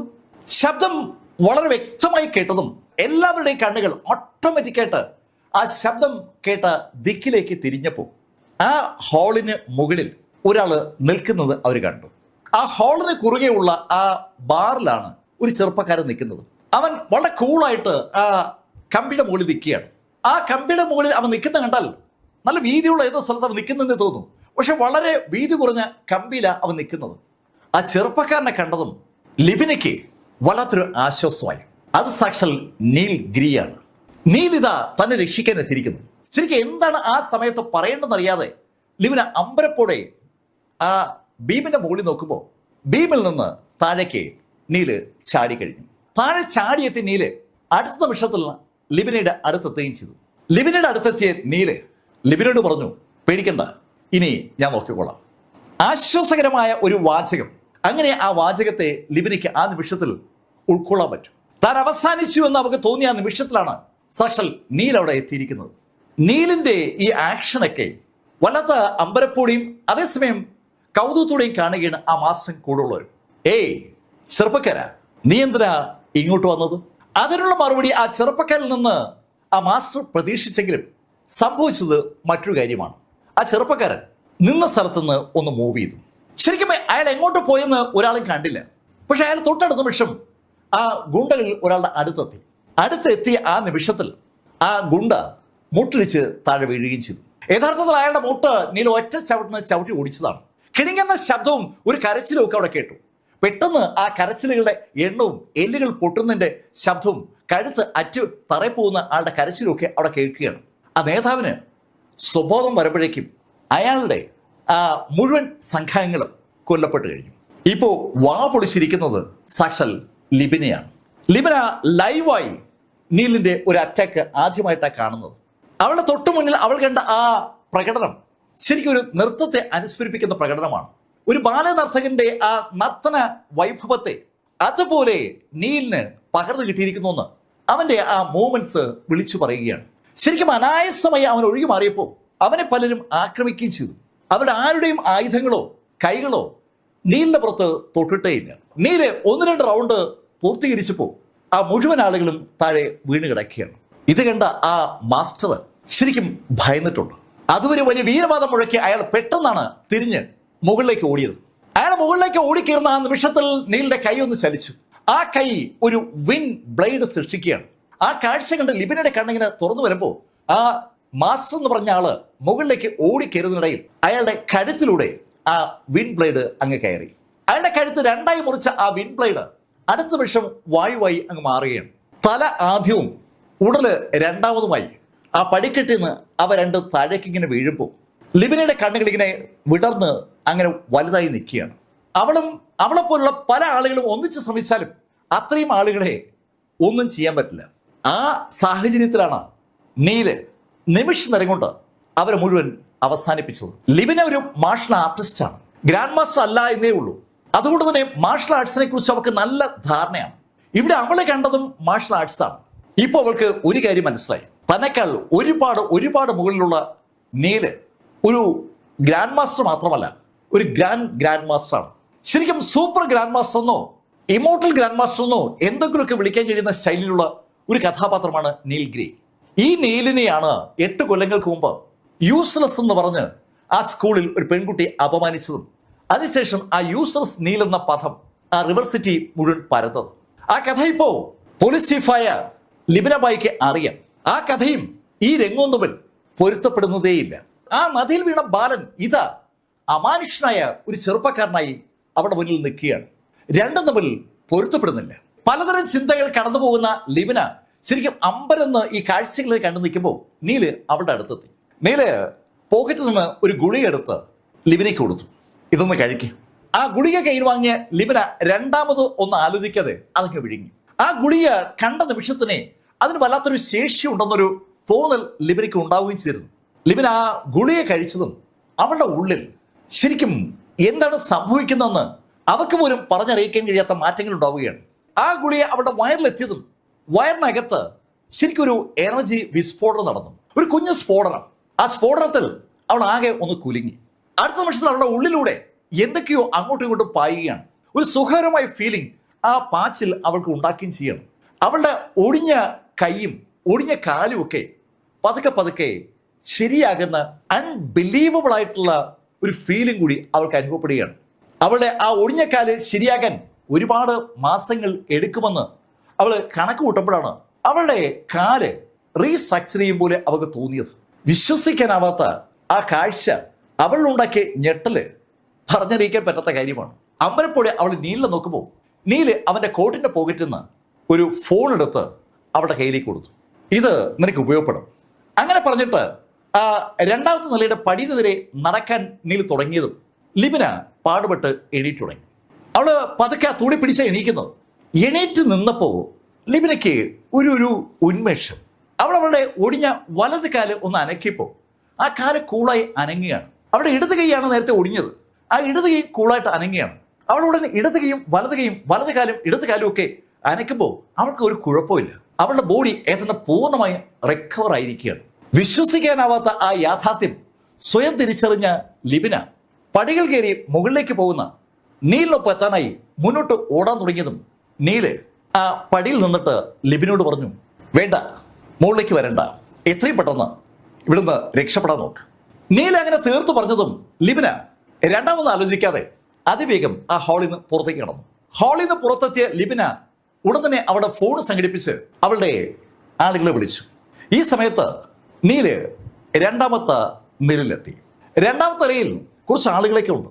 നീല് മൂന്നാമത്തെ നിലയിൽ എത്തുമ്പോൾ രണ്ടാമത്തെ നിലയിൽ ഉണ്ടായിരുന്ന ആരും തന്നെ ജീവനോടെ ഇല്ല. മൂന്നാമത്തെ നിലയിൽ ഒത്തിരിയേറെ കാവൽക്കാരുണ്ട്. ആ കാവൽക്കാരുടെയൊക്കെ മരണം ഉറപ്പാക്കിയതിനു ശേഷം നീല് ആ ഹാളിനകത്തേക്ക് കടന്നപ്പോൾ അവിടെ ഒരു 8-10 ആളുകൾ ഒരാളുടെ ചുറ്റുമായി ഇരിക്കുകയാണ്. ഏതാണ്ടൊരു ഷേപ്പിലാണ് ആളുകൾ ഇരിക്കുന്നത്. അവരെല്ലാവരും ഫേസ് ചെയ്യുന്നത് അവിടെ മുൻഭാഗത്ത് ചമ്രം പടിഞ്ഞിരിക്കുന്ന നല്ല നരച്ച തലമുടിയുള്ള ഒരാളെയാണ്. ആ ആളെ കണ്ടാൽ അറിയാം അയാളൊരു ഗ്രാൻഡ് മാസ്റ്റർ ആണ്. ആ ഗ്രാൻഡ് മാസ്റ്ററുടെ കണ്ണുകൾ വാതിലിന് നേരെയാണ്. ആ സമയത്താണ് വാതിൽ വഴി സക്ഷൽ നീൽ ഗ്രീ അകത്തേക്ക് കയറി വരുന്നത്. കോട്ടും സ്യൂട്ടും ധരിച്ച ഒരു ചെറുപ്പക്കാരൻ അകത്തേക്ക് ഇങ്ങനെ നടന്നു വരികയാണ്. ആ കോട്ടും സ്യൂട്ടും ധരിച്ച ചെറുപ്പക്കാരന്റെ കോട്ടിൽ രക്തം വീണിട്ടുണ്ട്. ശരിക്കും രക്തത്തിൽ ആ കോട്ട് കുളിച്ചിരിക്കുകയാണെന്ന് ഒറ്റനോട് തന്നെ ആർക്കും മനസ്സിലാവും. ഗ്രാൻഡ് മാസ്റ്റർ കിയോഷെങ്ങിന്റെ കണ്ണുകൾ തങ്ങളുടെ തലയ്ക്ക് മുകളിലൂടെ വാതിൽക്കിലേക്ക് നീങ്ങിയ കാര്യം മനസ്സിലായതും ഗ്രാൻഡ് മാസ്റ്റർ കിയോഷെങ്ങിനോട് സംസാരിച്ചുകൊണ്ടിരുന്ന ആ മുഴുവൻ ആളുകളുടെയും കഴുത്ത് ഓട്ടോമാറ്റിക്കായിട്ട് തിരിയുകയാണ്. അവരൊക്കെ ഇപ്പോൾ ആ കാഴ്ച കാണുകയാണ്. ഒരു ചെറുപ്പക്കാരൻ കൂളായി അവർക്ക് നേരെ നടന്നു വരികയാണ്. വളരെ അലസമായിട്ടാണ് അവൻ നടന്നു വരുന്നത്. അവന്റെ ആ അലസ ഗമനം കണ്ട ആ ടീം ഒന്നടങ്കം ചാടി എണീറ്റു. ഏയ്, ആരാ നീ? അനുവാദം ചോദിക്കാതെ ഈ ഹാളിലേക്ക് നീ എന്തിനാ കടന്നത്? പല ഖണ്ഡങ്ങളിൽ നിന്നായി ആ ശബ്ദം ഇങ്ങനെ ആവർത്തിച്ചു വരികയാണ്. അതിന് മറുപടി പറയാതെ നീല് അവന്റെ പോക്കറ്റിൽ നിന്ന് ഒരു സിഗരറ്റ് എടുത്തു. അടുത്ത നിമിഷത്തിൽ അവൻ ആ സിഗരറ്റ് കൊളുത്തുകയും ചെയ്തു. സിഗരറ്റ് കൊളുത്തിയ നീല് ഒരു കസേര പിടിച്ചിട്ട് ആ കസേരയിൽ ഇരുന്നു. ഇപ്പോ നീലിന്റെ നേരെ എതിർഭാഗത്തിരിക്കുന്നത് സാക്ഷാൽ കിയോഷെങ്ങാണ്. കിയോഷെങ്ങിനും നീലിനും ഇടയിലായി ഏകദേശം ഒരു ഡസനോളം ആളുകളുണ്ട്. നേരത്തെ അവിടെ ഇരുന്ന 10 ആളുകളും കിയോഷെങ്ങിന്റെ 2 ബോഡി ഗാർഡുകളും ചേർത്ത് ഒരു ഡസൻ ആളുകൾ നീലിനെ തന്നെ അങ്ങനെ തുറച്ചു നോക്കിയാണ്. വളരെ കൂളായി കസേര ഇരിക്കുന്ന നീല് സിഗരറ്റ് വലിച്ച് ആ പുക ഇങ്ങനെ ആകാശത്തേക്ക് ഊതി പറത്തുമ്പോൾ ഒരു സിനിമ കാണുന്ന പ്രതീതിയിൽ നീലിനെ ഒന്ന് നോക്കിപ്പോയ ആ ആൾക്കൂട്ടത്തിലെ ഒരാൾ നീലിനോട് പറഞ്ഞു, ഏയ്, ആരാ നീ? അതിന് നീല് മറുപടി ഒന്നും പറഞ്ഞില്ല. അതിനു പകരം നീല് നേരെ മുന്നേ ഇരിക്കുന്ന ആ കിയോഷെങ്ങിനെ ഒന്ന് നോക്കി. ഏയ് കിയോഷിങ്, ഞാൻ നിന്നെ കാണാനാ ഇവിടെ എത്തിയത്. കിയോഷിങ് എന്നും നിന്നെ കാണാനെന്നൊക്കെ നീല് പറഞ്ഞപ്പോ നീലിനും കിയോഷിങ്ങിനും ഇടയിൽ നിൽക്കുന്ന ആ 12 ആളുകൾക്കും വല്ലാത്തൊരു ദേഷ്യം ഉണ്ടാവുകയാണ്. ഗ്രാൻഡ് മാസ്റ്റർ കിയോഷിങ് ഈ റിവർ സിറ്റിയിൽ കിരീടം വയ്ക്കാത്ത രാജാവാണ്. കിയോഷിങ്ങിന്റെ ബിനാമിയാണ് യഥാർത്ഥത്തിൽ ക്യൂൻ ഗ്രൂപ്പ് എന്ന് പറയുന്നത്. ആ ക്യൂൻ ഗ്രൂപ്പിന്റെ തലവൻ കിയോഷാങ് വെച്ചിരിക്കുന്ന ഒരു കഥാപാത്രമാണ്. ആ യാഥാർത്ഥ്യം അവിടെ ഇരിക്കുന്ന ആ ടീമംഗങ്ങൾക്ക് അറിയാം. അതേ കിയോഷാങ്ങിനെയാണ് നീ എന്നും കിയോഷാങ് എന്നൊക്കെ ഒരു ചെറുപ്പക്കാരൻ സംബോധന ചെയ്യുന്നത്. സഹിക്കുന്നതിനൊക്കെ ഒരു അതിരില്ലേ? ദേഷ്യം വന്ന ആ 12 ടീമിൽ 2 പേർ മുന്നോട്ട് കുതിച്ചു. മുന്നോട്ട് കുതിച്ച ആ 2 പേരും ശക്തരായ മാർഷൽ ആർട്ടിസ്റ്റുകളാണെന്ന് അവരുടെ ആ മുന്നോട്ടുള്ള കുതിപ്പ് കാണുന്ന ആർക്ക് മനസ്സിലാവും. മുന്നോട്ട് കുതിച്ച 2 പേരും ആയുധങ്ങൾക്ക് പകരം അവരുടെ കൈക്കരുത്തിൽ വിശ്വസിക്കുന്നവരാണ്. മുന്നോട്ട് കുതിച്ചു വന്ന ആ 2 പേരും ഒരേ സമയം ചാടി ഉയർന്ന് ആ കസേരയിരിക്കുന്ന നീലിനെ ആഞ്ഞൊന്നിടിച്ചു. 2 പേരുടെ കൈകളും കസേരയിരിക്കുന്ന നീലിന് നേരെ പാഞ്ഞു വരുന്നത് എല്ലാവർക്കും കാണാം. ഒറ്റ ഇടിക്ക് ആ ചെറുപ്പക്കാരനെ അവർ തീർക്കുകയാണ്. നീലിന്റെ ചുണ്ടിൽ അപ്പോഴും സിഗരറ്റ് ഉണ്ട്. സിഗരറ്റ് വലിച്ചുകൊണ്ടിരിക്കുന്ന നീല് ആ സിഗരറ്റ് ചുണ്ടിൽ കടിച്ചു പിടിച്ചിട്ട് ഇടത് കൈയും അതേസമയത്ത് വലത് കൈയും ഒരുമിച്ച് ഉയർത്തി. ആ 2 കൈകളും അതിവേഗതയിൽ നീലിന്റെ കവിളി തൊട്ടില്ല എന്ന ശൈലിയിലെത്തിയ ആ 2 കൈകളിലും അങ്ങ് പിടിച്ചു. ആ മാർഷൽ ആർട്ടിസ്റ്റുകളുടെ റിസ്റ്റിലാണ് നീല് പിടിച്ചിരിക്കുന്നത്. 2 പേരുടെയും ആ മൂവ്മെന്റ് പെട്ടെന്ന് അങ്ങ് സ്റ്റക്കായി. ആ കൈകളിൽ പിടിച്ച നീല് പക്ഷേ ആ നിമിഷത്തിൽ ആ കൈകളൊന്ന് വലിക്കുകയും ചെയ്തു. തന്റെ നേരെ വന്ന ആ 2 കൈയിലും പിടിച്ച നീല് അതിനെ പിടിച്ചൊരു അറ്റയാടി. നീലിന്റെ പുറത്തേക്ക് ആഞ്ഞിടിച്ച ആ ചെറുപ്പക്കാര് ആ ഇടിക്കാനായി വന്ന ആ വേഗതയിൽ തന്നെ തൊട്ടു പുറകിലേക്ക് ആകാശത്തൂടെ കറങ്ങി ഒരു ശബ്ദത്തോടെ താഴേക്ക് പതിക്കുമ്പോൾ മുമ്പ് നിൽക്കുന്ന ആളുകളുടെ നാവ് ഇറങ്ങിയതുപോലെയായി. പക്ഷെ അടുത്ത വർഷം അവർ ചിലരൊക്കെ മുന്നോട്ട് കുതിച്ചു. അവർ മുന്നോട്ട് കുതിച്ചു വന്നതും നീല് കസേര ഒന്ന് എടീറ്റു. നീല് നേരെ പാഞ്ഞു വന്ന ആളുടെ കയ്യിൽ ഒരു വാളുണ്ട്. അയാൾ വാളുപയോഗിച്ച് നീല ആഞ്ഞു വെട്ടുകയാണ്. ആ വെട്ട് നീലിന്റെ കഴുത്ത് ലക്ഷ്യമാക്കിയാ വരുന്നത്. നീല് വളരെ അനായാസമായിട്ട് ഒന്ന് ഒഴിഞ്ഞിട്ട് വലത് കാല് ഉയർത്തി മുട്ടുകയറ്റി ഒരൊറ്റ ഇടി. നീലിനെ ചാടി ഉയർന്ന് ആഞ്ഞു വെട്ടി ആളുടെ കാല് തറയിൽ എത്തുമ്പോഴേക്കും അയാളുടെ വയറിൽ നീലിന്റെ മുട്ട് കയറിയിരുന്നു. ഒറ്റ ഇടിക്ക് അവന്റെ വയറിനകത്തുണ്ടായിരുന്ന സകല സാധനങ്ങളും തകർന്ന് തരിപ്പണമായെന്ന് അവന്റെ വായിലൂടെ പുറത്തേക്ക് ചാടുന്ന ചോര ഒരു തെളിവാണ്. അവൻ ആ വാളോടുകൂടി താഴേക്ക് വീഴുമ്പോൾ ഇടതു ഭാഗത്തും വലതു ഭാഗത്തുമായി നീലിന്റെ അടുത്തേക്ക് എത്തിയ 2 ആളുകളും ഇപ്പോ നീലിന്റെ കയ്യിലാണ്. അടുത്ത പക്ഷത്തിൽ അവരുടെ തലകൾ നീലിന്റെ തൊട്ടു മുമ്പിൽ ഒന്ന് കൂട്ടിയിടിക്കുകയാണ്. തല 2ഉം ചിതറി. നീല് ആ തല ചിതറിയപ്പോഴാണ് ഒരു സ്റ്റെപ്പ് മുന്നോട്ട് വെച്ചത്. മുന്നോട്ട് വെച്ചത് താഴെ വീണ് കിടന്ന ആ ആളുടെ ബോഡിക്ക് മുകളിലൂടെയാണ്. ഭയം ബാക്കിയുള്ള ആളുകളിലേക്ക് എത്തുമ്പോഴേക്കും നീല് അവിടെ ഒരു താണ്ഡവം സ്റ്റാർട്ട് ചെയ്ത് കഴിഞ്ഞു. ഏതാനും സെക്കൻഡുകൾ അത്രേ യഥാർത്ഥത്തിൽ ആ താണ്ഡവത്തിന് സമയമുണ്ടായിരുന്നുള്ളൂ. ഇപ്പോ നീലും കിയോഷെങ്ങും മാത്രമാണ് ഉള്ളത്. കിയോഷെങ് ആ കസേര തന്നെ ഇരിക്കുകയാണ്. അയാളുടെ മുന്നിലുണ്ടായിരുന്ന അയാളുടെ ബോഡി ഗാർഡുകൾ ഉൾപ്പെടെയുള്ള 12 ആളുകളും കൊല്ലപ്പെട്ടു കഴിഞ്ഞു. തന്റെ മുന്നിൽ താൻ കണ്ട ആ രംഗം വിശ്വസിക്കാനാവാതെ അന്തവിട്ട് അമ്പരപ്പോടെ ആ ചെറുപ്പക്കാരനെ തന്നെ നോക്കിയിരിക്കുകയാണ് കിയോഷാങ്. കിയോഷാങ് നീലിനോട് പറഞ്ഞു, ഏയ് ആരാ നീ? കിയോഷാങ്, നീ എന്നെ അറിയേണ്ടതാണ്. എന്റെ പിതാവിന്റെ ഹെവൻലി ജസ്റ്റിസ് ഗ്രൂപ്പിനെ സ്വന്തമാക്കുമ്പോൾ നീ ഈ ഒരു ദിവസം വരുമെന്ന് അറിഞ്ഞു കാണില്ല. എന്റെ പിതാവിന്റെ ഹെവൻലി ജസ്റ്റിസ് ഗ്രൂപ്പിനെ സ്വന്തമാക്കുമ്പോൾ എന്ന വാചകം നീൽ ഗിരി പറഞ്ഞ ആ നിമിഷത്തിൽ ആ കിയോഷാങ്ങിന്റെ കണ്ണുകൾ വിടർന്നിങ്ങനെ വരികയാണ്. 8 കൊല്ലങ്ങൾക്ക് മുമ്പ് നദിയിൽ വീണ് കൊല്ലപ്പെട്ടു എന്ന് അവരെല്ലാവരും ധരിച്ചിരുന്ന ആ പയൻസിത ശരിക്കും അതിശക്തനായി റിവർ സിറ്റിയിൽ അവതരിച്ചിരിക്കുകയാണ്. എന്ത് മാജിക്കാണോ നടന്നിരിക്കുന്നത്? ആ ഒരു ചിന്തയാണ് ആദ്യം കിയോഷാങ്ങിന്റെ മനസ്സിലേക്ക് വന്നത്. അടുത്ത നിമിഷത്തിൽ അയാൾ ചാടി ആകാശത്തേക്ക് ഉയരുമ്പോൾ അയാളുടെ കയ്യിൽ അയാൾ ഇരുന്ന കസേരയുണ്ട്. ആ കസേര ആകാശത്തേക്ക് ഉയർത്തി അയാൾ ഒരൊറ്റയാടി നീലിന് റിയാക്ട് ചെയ്യാൻ കഴിയുമ്പോൾ ആ കസേര കൊണ്ട് അയാൾ നീലിനെ ആഞ്ഞ് അടിച്ചു കഴിഞ്ഞു. ഒറ്റയടിക്ക് നീലിനെ തീർക്കുക, അല്ലെങ്കിൽ നീലിനോട് പിടിച്ചിരിക്കാൻ പറ്റില്ല. കഴിഞ്ഞ നിമിഷങ്ങളിലെ അവിടുത്തെ രംഗങ്ങൾ അയാളോട് അത് വ്യക്തമാക്കിയിട്ടുണ്ട്. പക്ഷെ അടിച്ചു കഴിഞ്ഞതും അയാൾ ഒന്നുകൂടെ ഞെട്ടുകയാണ്. നീലിന് ഒന്നും പറ്റിയില്ല. നീലിന് ചുറ്റും അദൃശ്യമായ ഒരു എനർജി ബാരിയർ ഇതിനിടയിൽ രൂപപ്പെടുകയും ആ എനർജി ബാരിയർ ആ കസേരയുടെ അറ്റാക്കിനെ തടുക്കുകയും ചെയ്തിരിക്കുകയാണ്. നീലിന് ചുറ്റുമുള്ള ആ കവചത്തിൽ തട്ടി കസേര ചെറു കഷ്ടങ്ങളായി ചിതറിയിരിക്കുകയാണ്. ഭയന്നുപോയ കിയോഷാങ് പെട്ടെന്ന് താഴെ വീണ് മുട്ടുകുത്തി നീലിനോട് മാപ്പപേക്ഷിച്ചു. നീൽ, ക്ഷമിക്കണം, ക്ഷമിക്കണം, അറിയാതെ പറ്റിപ്പോയതാണ്. നീല് അതിന് മറുപടി പറയാതെ വലത് കാല് ഒന്ന് ഉയർത്തി കറക്കിയതും നമ്മൾ കാണുന്നത് ഒരു ഫുട്ബോൾ പോലെ കിയോഷാങ്ങിന്റെ തല അയാളുടെ കഴുത്തിൽ നിന്ന് അടർന്നു മാറി പറന്ന് പോകുന്ന രംഗമാണ്. കൂടുതൽ സംസാരിക്കാൻ പോലും നീലിന് താല്പര്യമില്ല എന്ന് വിശദമാക്കുന്ന ശൈലിയിലാണ് നീല് അവിടെ ആ കാലുകൊണ്ട് ആ ഫുട്ബോൾ കളി കളിച്ചത്. നീലിന്റെ അടിയേറ്റ് തെറിച്ചുപോയ ആ തലയിലെ കണ്ണുകൾക്ക് സംഭവിച്ചിരിക്കുന്ന യാഥാർത്ഥ്യം മനസ്സിലായിട്ടില്ലെന്ന് ആ കണ്ണുകളിലെ അമ്പരപ്പ് കാണുന്ന ആർക്കും മനസ്സിലാവും. നീല് അതൊന്നും നോക്കാൻ നിൽക്കാതെ അതിവേഗം ആ ബിൽഡിങ്ങിൽ നിന്ന് താഴെ ഇറങ്ങി. നീല് ആ ബിൽഡിങ്ങിൽ നിന്ന് താഴെ ഇറങ്ങി അതിവേഗം പുറത്തെത്തി അവിടുന്ന് മെയിൻ റോഡിലെത്തി ഒരു ടാക്സി പിടിച്ച് മൂവ് ചെയ്യുമ്പോഴേക്കും അനവധി പോലീസ് വാഹനങ്ങൾ ആ ബിൽഡിങ്ങിലെത്തി. ആ പോലീസ് വാഹനങ്ങളിൽ ഒരെണ്ണത്തിൽ ലിബിനുണ്ട്. ലിബിന റോഡിലോട്ട് പോയി അവളുടെ പോലീസ് വാഹനം എടുത്തുകൊണ്ട് വന്നിരിക്കുകയാണ്. ഒരുപാട് പോലീസ് വാഹനങ്ങൾ കൂടെ ഉണ്ട്. കോമ്പൗണ്ട് വാളിനകത്തേക്ക് ലിബിന കടക്കുമ്പോൾ ആ പോലീസുകാരുമായി അവിടെ എത്തിയ ലിബിന ഇപ്പോഴാണ് യഥാർത്ഥത്തിൽ കോമ്പൗണ്ടിന് ചുറ്റുമുള്ള രംഗങ്ങൾ കാണുന്നത്. ആ കോമ്പൗണ്ടിന് ചുറ്റും അനവധി ആളുകൾ ഉണ്ടായിരുന്നു. അവിടേക്ക് ഡെഡ് ബോഡികൾ മാത്രം അവിടെ കിടപ്പുണ്ട്. ഒന്നാമത്തെ ഹാളിനകത്ത് നടന്ന കാര്യം ലിബിനെ കണ്ടിരുന്നു. പുറത്തു നടന്നത് ലിബിന യഥാർത്ഥത്തിൽ കണ്ടിട്ടില്ല. ലിബിന മതിലിന് മുകളിൽ കൂടി രഹസ്യമായി അകത്ത് കയറി ആ കെട്ടത്തിന് അകത്തെത്തിയതുകൊണ്ട് മുൻവശത്തെ വാതിൽ വഴി വന്ന നീല് ചെയ്ത കാര്യം കറക്റ്റായി അറിഞ്ഞില്ല എന്നാണ് സത്യം. ലിബിന അവിടെയുള്ള ഓരോ ഹാളിലായി കയറി ഇറങ്ങുമ്പോൾ 3 ഹാളിലായിട്ട് ഏകദേശം 30ഓളം ആളുകളുടെ ഡെഡ് ബോഡി കിടക്കുകയാണ്. ഏറ്റവും മുകളിൽ സാക്ഷാൽ കിയോഷാങ്ങിന്റെ അറ്റുപോയ ഉടലും മാറിക്കിടക്കുന്ന തലയും കാണാം. അതൊക്കെ ഒരൊറ്റ ആളാൽ സംഭവിച്ചാണെന്നുള്ള കാര്യം ലിബിനയ്ക്ക് ഇപ്പൊ അറിയാം. ഈ സമയത്ത് ടാക്സിക്കാരിൽ യാത്ര ചെയ്യുന്ന നീല് ഒരു പ്രശ്നത്തിലാണ്. നീല് അണിഞ്ഞിരുന്ന ആ കോട്ട് ഏതാണ്ട് രക്തമയമാണ്. ആ കോട്ട് എത്രയും പെട്ടെന്ന് മാറ്റണം, അല്ലെങ്കിൽ സോന അത് കാണും. അത് പിന്നെ വല്ലാത്ത പ്രശ്നം ഉണ്ടാക്കും. എങ്ങനെ ആ ഡ്രസ്സ് ചേഞ്ച് ചെയ്യാം എന്നതിനെക്കുറിച്ച് നീൽ ആലോചിച്ചിരിക്കുമ്പോഴാണ് നീലിന്റെ ശ്രദ്ധയിൽ ഒരു കട പെടുന്നത്. ഒരു തുണിക്കടയാണ് നീലിന്റെ ശ്രദ്ധയപ്പെട്ടത്. സ്പോർട്സ് വെയർ അവിടെ വിൽക്കുകയാണ്. നീല് ആ ടാക്സി ഓടിക്കുന്ന ഡ്രൈവറോട് പറഞ്ഞു, സുഹൃത്തെ, ഞാൻ പറയുന്ന അളവിൽ അവിടെ കുറച്ച് ഡ്രസ്സ് വാങ്ങിക്കൊണ്ടുവരും. നീല് അങ്ങനെ ചോദിച്ചതും ഡ്രൈവർ സമ്മതിച്ചു.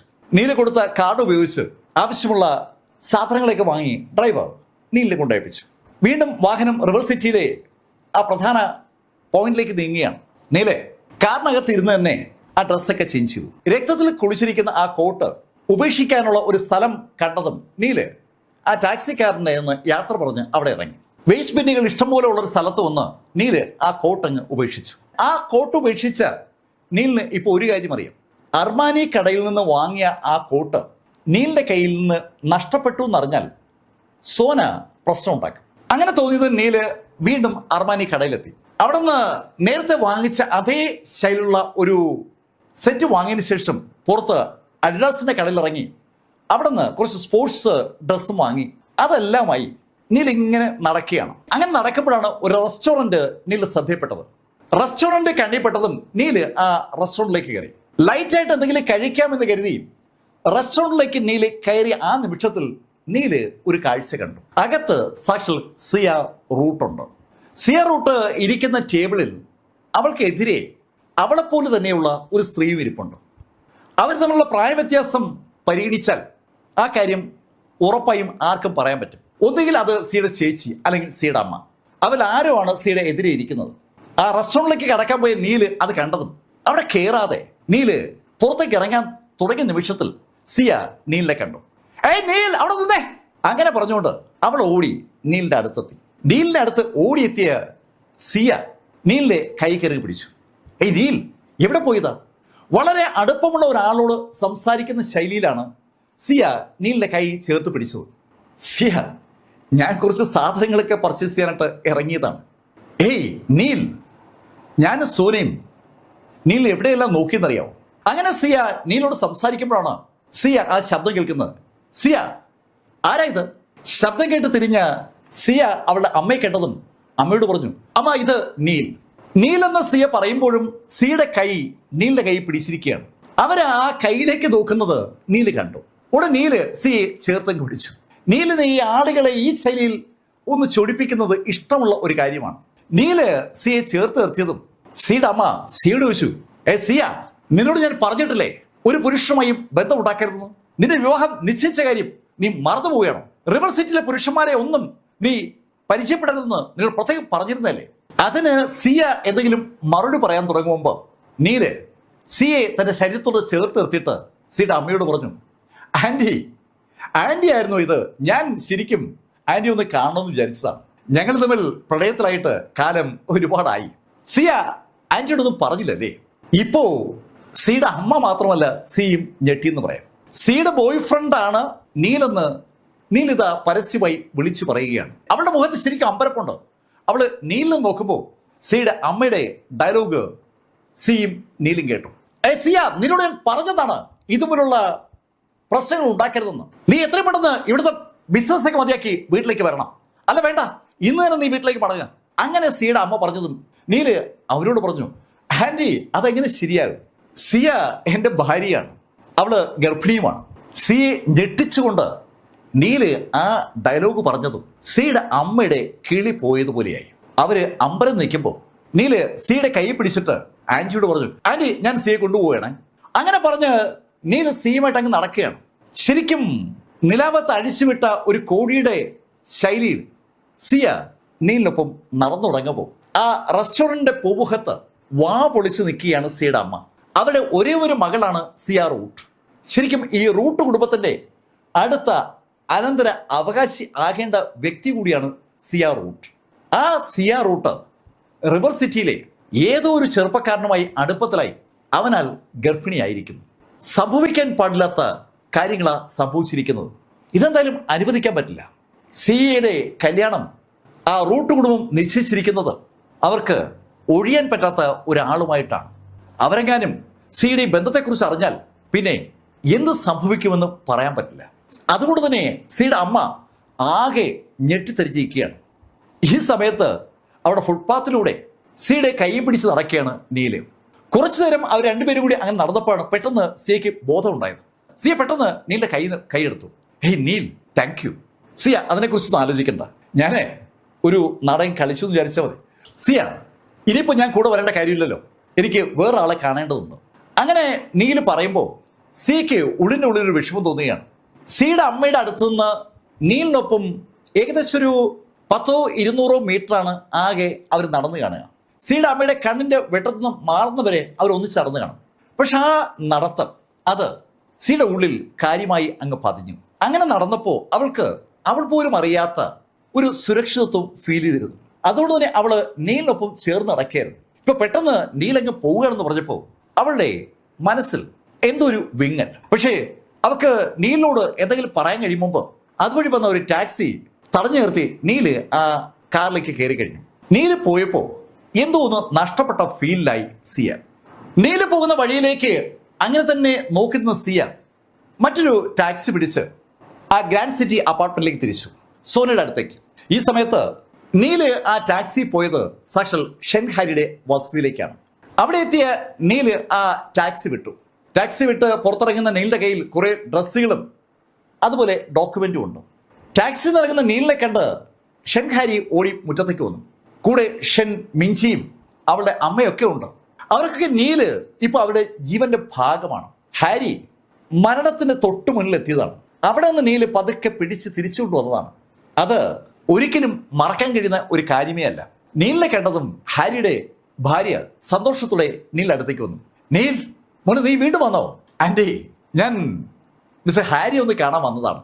Okay, carry on. നീലിനെ പുറത്തുനിന്ന് കെട്ടിയിട്ട് ആ ലേഡി മെഞ്ചിയെ വിളിച്ച് അകത്തേക്ക് പോയി.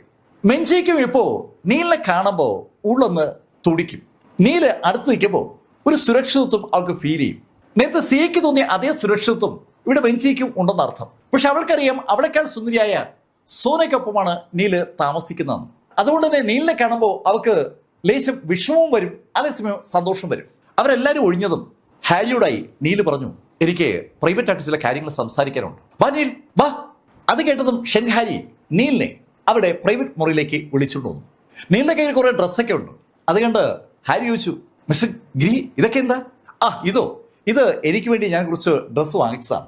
അങ്ങനെ പറഞ്ഞതിന് ശേഷം ആ ബാഗിനകത്ത് നീല് വെച്ച ഒരു കവറ് നീല് പുറത്തെടുത്തു. നീല് ആ കവറിനകത്തുനിന്ന് ആ ഡോക്യുമെന്റുകളുടെ സെറ്റ് എടുത്ത് ഹാരിയുടെ കയ്യിലേക്ക് വെച്ചു.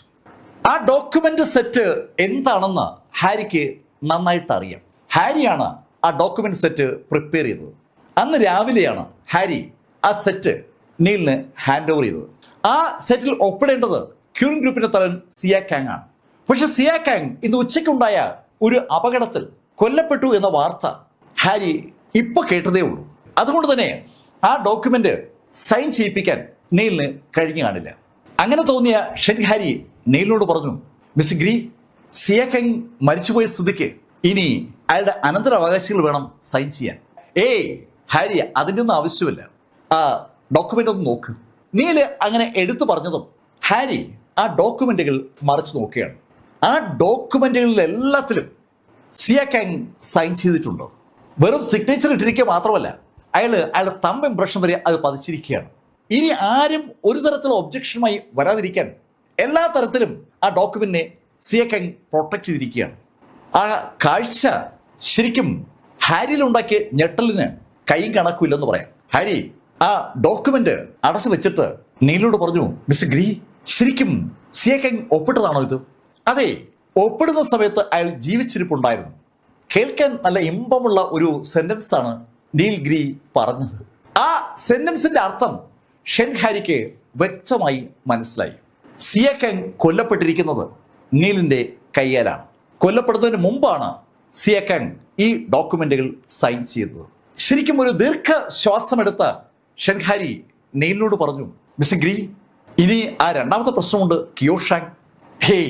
ഹാരി, അതും ക്ലിയർ ആണെന്ന് നീല് പറഞ്ഞപ്പോ ഒരു മെസ്സേജ് അതേ നിമിഷത്തിൽ ഹാരിയുടെ മൊബൈലിലേക്ക് വന്നു. ഒരു പുതിയ വാർത്തയാണ്. റിവർ സിറ്റിയിലെ ഗ്രാൻഡ് മാസ്റ്ററായ കിയോഷാങ് കൊല്ലപ്പെട്ടിരിക്കുന്നു എന്ന വാർത്തയാണ് മെസ്സേജ് രൂപത്തിൽ ഇപ്പോ ഹാരിയുടെ മൊബൈലിലേക്ക് വന്നത്. സകല വാർത്താ ചാനലുകളും ആ വാർത്ത റിപ്പോർട്ട് ചെയ്ത് തുടങ്ങിയിട്ടേ ഉള്ളൂ. മിസ്റ്റർ ഗിരി, കിയോഷാങ്, ചില ആളുകളെ നമുക്ക് അധികം നാള് വെച്ചുകൊണ്ടിരിക്കാൻ പറ്റില്ല. നീലിന് അതിനും മറുപടിയുണ്ട്. ഷെൻ ഹാരി എന്തു പറഞ്ഞോന്നറിയാതെ നീലിനെ അങ്ങനെ അമ്പരം നോക്കുമ്പോൾ നീല് ഷെൻ ഹാരിയോട് ചോദിച്ചു, മിസ്റ്റർ ഹാരി, ഈ റൂട്ട് കുടുംബം എങ്ങനെയാണ്? മിസ്റ്റർ ഗിരി, നിങ്ങൾ ചോദിക്കുന്നത് ആ സിയ റൂട്ടിന്റെ കുടുംബത്തെ കുറിച്ചല്ലേ? അതെ, ആ കുടുംബത്തെ കുറിച്ച് തന്നെ. അവരുടെ സാമ്പത്തിക അവസ്ഥ എങ്ങനെയാണ്, അവരുടെ ബിസിനസ് എങ്ങനെയാണ്, അതൊക്കെയാണ് എനിക്ക് അറിയേണ്ടത്. മിസ്റ്റർ ഗിരി, അവർ വലിയ സംഭവമാണ്. ഈ ജിയാങ്നൻ പ്രൊവിൻസിൽ ഏറ്റവും ശക്തമായ ബിസിനസ് കുടുംബം ഈ റൂട്ട് കുടുംബമാണ്. അവർക്ക് ഒരുപാട് ബിസിനസ് സാമ്രാജ്യങ്ങളുണ്ട്. അത് കേട്ടതും നീല് ഹാരിയോട് പറഞ്ഞു, ഹാരി, ഞാൻ നിങ്ങൾക്ക് 6 മാസത്തെ സമയം തരാം. ഈ 6 മാസം കൊണ്ട് നമ്മൾ തുടങ്ങുന്ന നമ്മുടെ ഹെവൻലി ജസ്റ്റിസ് ഗ്രൂപ്പിനെ ഈ റൂട്ട് കുടുംബത്തിന് മുകളിലെത്തിക്കണം. അതിന് എന്താണ് വേണ്ടത്? അതാണ് നിങ്ങൾ പറയേണ്ടത്. തലയിൽ ഇടിത്തി വീണാൽ പോലും ശരിക്കും ഹാരി ഞെട്ടത്തില്ല. അത്തരൊരു ഞെട്ടലാണ് നീല് പറഞ്ഞ ആ വാചകം ഹാരിയിൽ ഉണ്ടാക്കിയത്. ശരിക്കും കണ്ണു തുറച്ച് വാ പൊളിച്ച് ഹാരി നീലിനെ നോക്കുമ്പോൾ നീല് ശരിക്കും സീരിയസ് ആണ്. വളരെ സീരിയസ് ആയിട്ടാണ് നീല് പറഞ്ഞത് കണ്ടതും ഹാരി ഒരു ദീർഘനിശ്വാസം എടുത്തിട്ട് നീലിനോട് പറഞ്ഞു, മിസ്റ്റർ ഗിരി, 3 കാര്യങ്ങൾ ഉറപ്പാക്കാൻ നമുക്ക് പറ്റിയാൽ നമുക്ക് അവരുമായി ഒന്ന് ഫൈറ്റ് ചെയ്യാൻ പറ്റും. 1, ഗവൺമെന്റിന്റെ സപ്പോർട്ട്. 2, ആവശ്യമായ സ്ട്രെങ്ത്. മാർഷൽ ആർട്സുമായി ബന്ധപ്പെട്ട് ശക്തരായ ആളുകളുടെ ഒരു പിന്തുണ അനിവാര്യമാണ്. 3, നമുക്ക് പറ്റുന്ന ഒരു പ്രോഡക്റ്റ്. അത് കേട്ടതും നീല് ഹാരിയോട് പറഞ്ഞു, ഓക്കെ, അത് 3 ഞാൻ നോക്കാം. ഗവൺമെന്റിന്റെ പിന്തുണ റെഡിയാക്കണം, മാർഷൽ ആർട്സുമായി ബന്ധപ്പെട്ട ആളുകളുടെ പിന്തുണ ഉറപ്പാക്കണം, അതുപോലെ പ്രോഡക്റ്റ്. നീലിനെ സംബന്ധിച്ചുള്ള പ്രോഡക്റ്റ് ഒരു വിഷയമേ അല്ല. ഇഷ്ടം പോലെ പ്രോഡക്റ്റുകൾക്കുള്ള ഫോർമുല നീലിന്റെ കൈവശം ഉണ്ട്. പിന്നെ ഈ സപ്പോർട്ട് മെക്കാനിസം മാർഷൽ ആർട്സുമായി ബന്ധപ്പെട്ട ആളുകളുടെ അതിന് ലിയാങ്റ്റിനുണ്ട്. പിന്നെ ഉള്ളത് ആദ്യത്തെ കാര്യമാണ് ഗവൺമെന്റ് സപ്പോർട്ട്. അതിന് തൽക്കാലം ഉപയോഗിക്കാൻ കഴിയുക ലിബിന ബായിയാണ്. ലിബിനയുടെ ജീവൻ താൻ രക്ഷിച്ചിരിക്കുകയാണ്. അതുകൊണ്ട് ലിബിന എന്തായാലും തന്നെ സപ്പോർട്ട് ചെയ്യും. പോലീസ് സംരക്ഷണം ഉണ്ടെങ്കിൽ പിന്നെ ആരും കയറി കളിക്കാൻ നിൽക്കില്ല. അത് കണക്കൂട്ടിയാണ് ഹാരിയോട് നീല് ആ കാര്യങ്ങളൊക്കെ പറഞ്ഞത്. അത് 3 സിമ്പിളാണ് എന്ന് നീല് പറഞ്ഞപ്പോൾ ഹാരി ആശ്വാസത്തോടെ നീലിനോട് പറഞ്ഞു, മിസ് ഗ്രീ, അങ്ങനെയാണെങ്കിൽ നാളെ തന്നെ ക്യൂൻ ഗ്രൂപ്പ് ഞാൻ ഏറ്റെടുക്കാം. അതേ ദിവസങ്ങൾ കഴിയുമ്പോൾ നമുക്ക് ഹെവൻലി ജസ്റ്റിസ് ഗ്രൂപ്പ് എന്ന പേരിൽ ആ സ്ഥാപനത്തെ റീലോഞ്ച് ചെയ്യുകയും ചെയ്യാം. നീൽ ഒരുപാട് സന്തോഷം നൽകിയ വാക്കുകളാണ് ഷെൻഹാരിയുടെ ഭാഗത്തു നിന്നുണ്ടായത്. ഷെൻഹാരിയുടെ യാത്ര പറഞ്ഞ് നീല് വാങ്ങിച്ച ഡ്രസ്സുകളുമായി നീല് ഗ്രാൻഡ് സിറ്റി അപ്പാർട്ട്മെന്റ്സിൽ മടങ്ങിയെത്തി ആ ഡ്രസ്സുകളൊക്കെ വെച്ചപ്പോഴാണ് നീലിന് ഒരു ഫോൺ കോൾ വരുന്നത്. അത് ഹോസ്പിറ്റലിൽ നിന്നാണ്. സോനയുടെ സഹോദരന്റെ ഓപ്പറേഷൻ നടക്കാൻ പോവുകയാണെന്നുള്ള ഇൻഫർമേഷനാണ് ആ ഫോണിലൂടെ നീൽ അറിഞ്ഞത്. നീൽ ഉടൻ തന്നെ ആ ഹോസ്പിറ്റലിലേക്ക് തിരിച്ചു. നീല് ഹോസ്പിറ്റലിൽ എത്തിയപ്പോൾ മിറാക്കിൾ ഡോക്ടർ ക്യൂ അവിടെയുണ്ട്. മിറാക്കിൾ ഡോക്ടർ ക്യൂവും നീലും ചേർന്ന് ആ പയ്യൻസിന്റെ ഓപ്പറേഷൻ നടത്തി. വളരെ വിജയകരമായി ആ ഓപ്പറേഷൻ പൂർത്തീകരിച്ചതിന് ശേഷം നീല് പുറത്തിറങ്ങുമ്പോഴാണ് അവിടേക്ക് സാക്ഷാൽ സോന ഓടി വരുന്നത്. സോനയ്ക്കൊപ്പം സിയും ഉണ്ട്. നീലിനെ അവിടെ കണ്ടപ്പോൾ സോനയ്ക്ക് ഭയങ്കര അതിശയം. ഏയ് നീൽ, നീ ഇതെപ്പോഴാണ് എത്തിയത്? ഞാൻ അല്പനേരമായി. ഇവിടെ വരെ വന്നപ്പോൾ സോനയുടെ ബ്രദറിനെ ഒന്ന് കയറി കാണാമെന്ന് കരുതി. അങ്ങനെ ഇവിടെ എത്തിയപ്പോഴാണ് ഓപ്പറേഷൻ നടക്കുന്ന കാര്യം പറഞ്ഞത്. എന്നാൽ പിന്നെ ഓപ്പറേഷൻ കഴിയുന്നവരെ നിൽക്കാമെന്ന് കരുതി ഞാനിവിടെ നിന്നതാണ്. ആ സമയത്ത് തോന്നിയ ഒരു കള്ളം നീല് മനോഹരമായി സോനോട് പറഞ്ഞു. അങ്ങനെ പറഞ്ഞ് നീല് ചിരിച്ചുകൊണ്ട് സോനോട് പറഞ്ഞു, അല്ല സോന, ഞാനത് ചെയ്യണ്ടേ? അവനെൻ്റെ ഒരേ ഒരു ബ്രദറിനില്ലായല്ലേ. സോനയോട് അങ്ങനെ നീല് പറഞ്ഞപ്പോൾ സോനയുടെ മുഖത്ത് ഒരു വല്ലാത്ത നാണം എരച്ച് കയറുകയാണ്. സോനയുടെ അച്ഛനും അവളുടെ കൊച്ചച്ഛനും ആന്റിയും കസിനും ഒക്കെ നിന്ന സമയത്താണ് സോന നീലിന്റെ ഗേൾഫ്രണ്ട് ആണെന്നുള്ള കാര്യം നീല് തന്നെ ഓപ്പണായി പറയുന്നത്. നീല് വിവാഹം കഴിക്കാൻ പോകുന്നത് സോനയാണെന്നാണ് അന്ന് നീല് പറഞ്ഞത്. അതിന്റെ അർത്ഥം അകത്ത് കിടക്കുന്ന സോനയുടെ ബ്രദർ നീലിന്റെ ബ്രദറിനില്ല ആണെന്നാണ്. അതേക്കുറിച്ച് ആലോചിച്ചതുകൊണ്ടാണ് സോനയുടെ മുഖത്ത് രക്തം എരിച്ചു കയറിയത്. സോനയുടെ മുഖത്തേക്ക് രക്തം എരിച്ചു കയറുമ്പോൾ അടുത്ത് നിൽക്കുന്ന സിയുടെ സൗണ്ട് നീല് കേട്ടു. അല്ലെങ്കിലും ആളുകളെ സഹായിക്കാൻ നീല് ശരിക്കും വിരുദ്ധനാണ്. ആരുടെ ഹസ്ബൻഡ് ആവാനും കാമുകനാവാനും ബോയ് ഫ്രണ്ട് ആകാനും നീലിന് ഒരു വിരോധമില്ല. ഏതാനും മണിക്കൂറുകൾക്ക് മുമ്പ് സിയെ ശരിക്കും നീല് രക്ഷിച്ചത് അങ്ങനെ സിയുടെ ബോയ് ഫ്രണ്ട് ആണെന്ന് പറഞ്ഞുകൊണ്ടാണ്. അത് കേട്ടപ്പോൾ നീൽ ഒരു കാര്യം മനസ്സിലായി. സോനയും സിയും അവരുടെ ജീവിതത്തിലെ കാര്യങ്ങൾ പരസ്പരം പങ്കുവച്ചിട്ടുണ്ട്, പ്രത്യേകിച്ച് നീലുമായി ബന്ധമുള്ളവയൊക്കെയും. അത് സ്വാഭാവികമായി നീലൊരു ചമ്മലുണ്ടാക്കുമ്പോഴാണ് സോന നീലിനോട് പറയുന്നത്, നീൽ, ഇത് മുതൽ പ്രസന്റ് ചെയ്യാൻ നമുക്ക് പോവാണ് കഴിയുക. ഏയ് സോന, അതങ്ങനെ ശരിയാവും. അവിടെ ആകെ 2 മുറിയേ ഉള്ളൂ. എനിക്ക് എന്നോടൊപ്പം വേറൊരു പെണ്ണിനെ കിടത്താനൊന്നും പറ്റത്തില്ല. അത് കേട്ടത് സോന പറഞ്ഞു, ഏയ് നീൽ എന്താ പറയുന്നത്?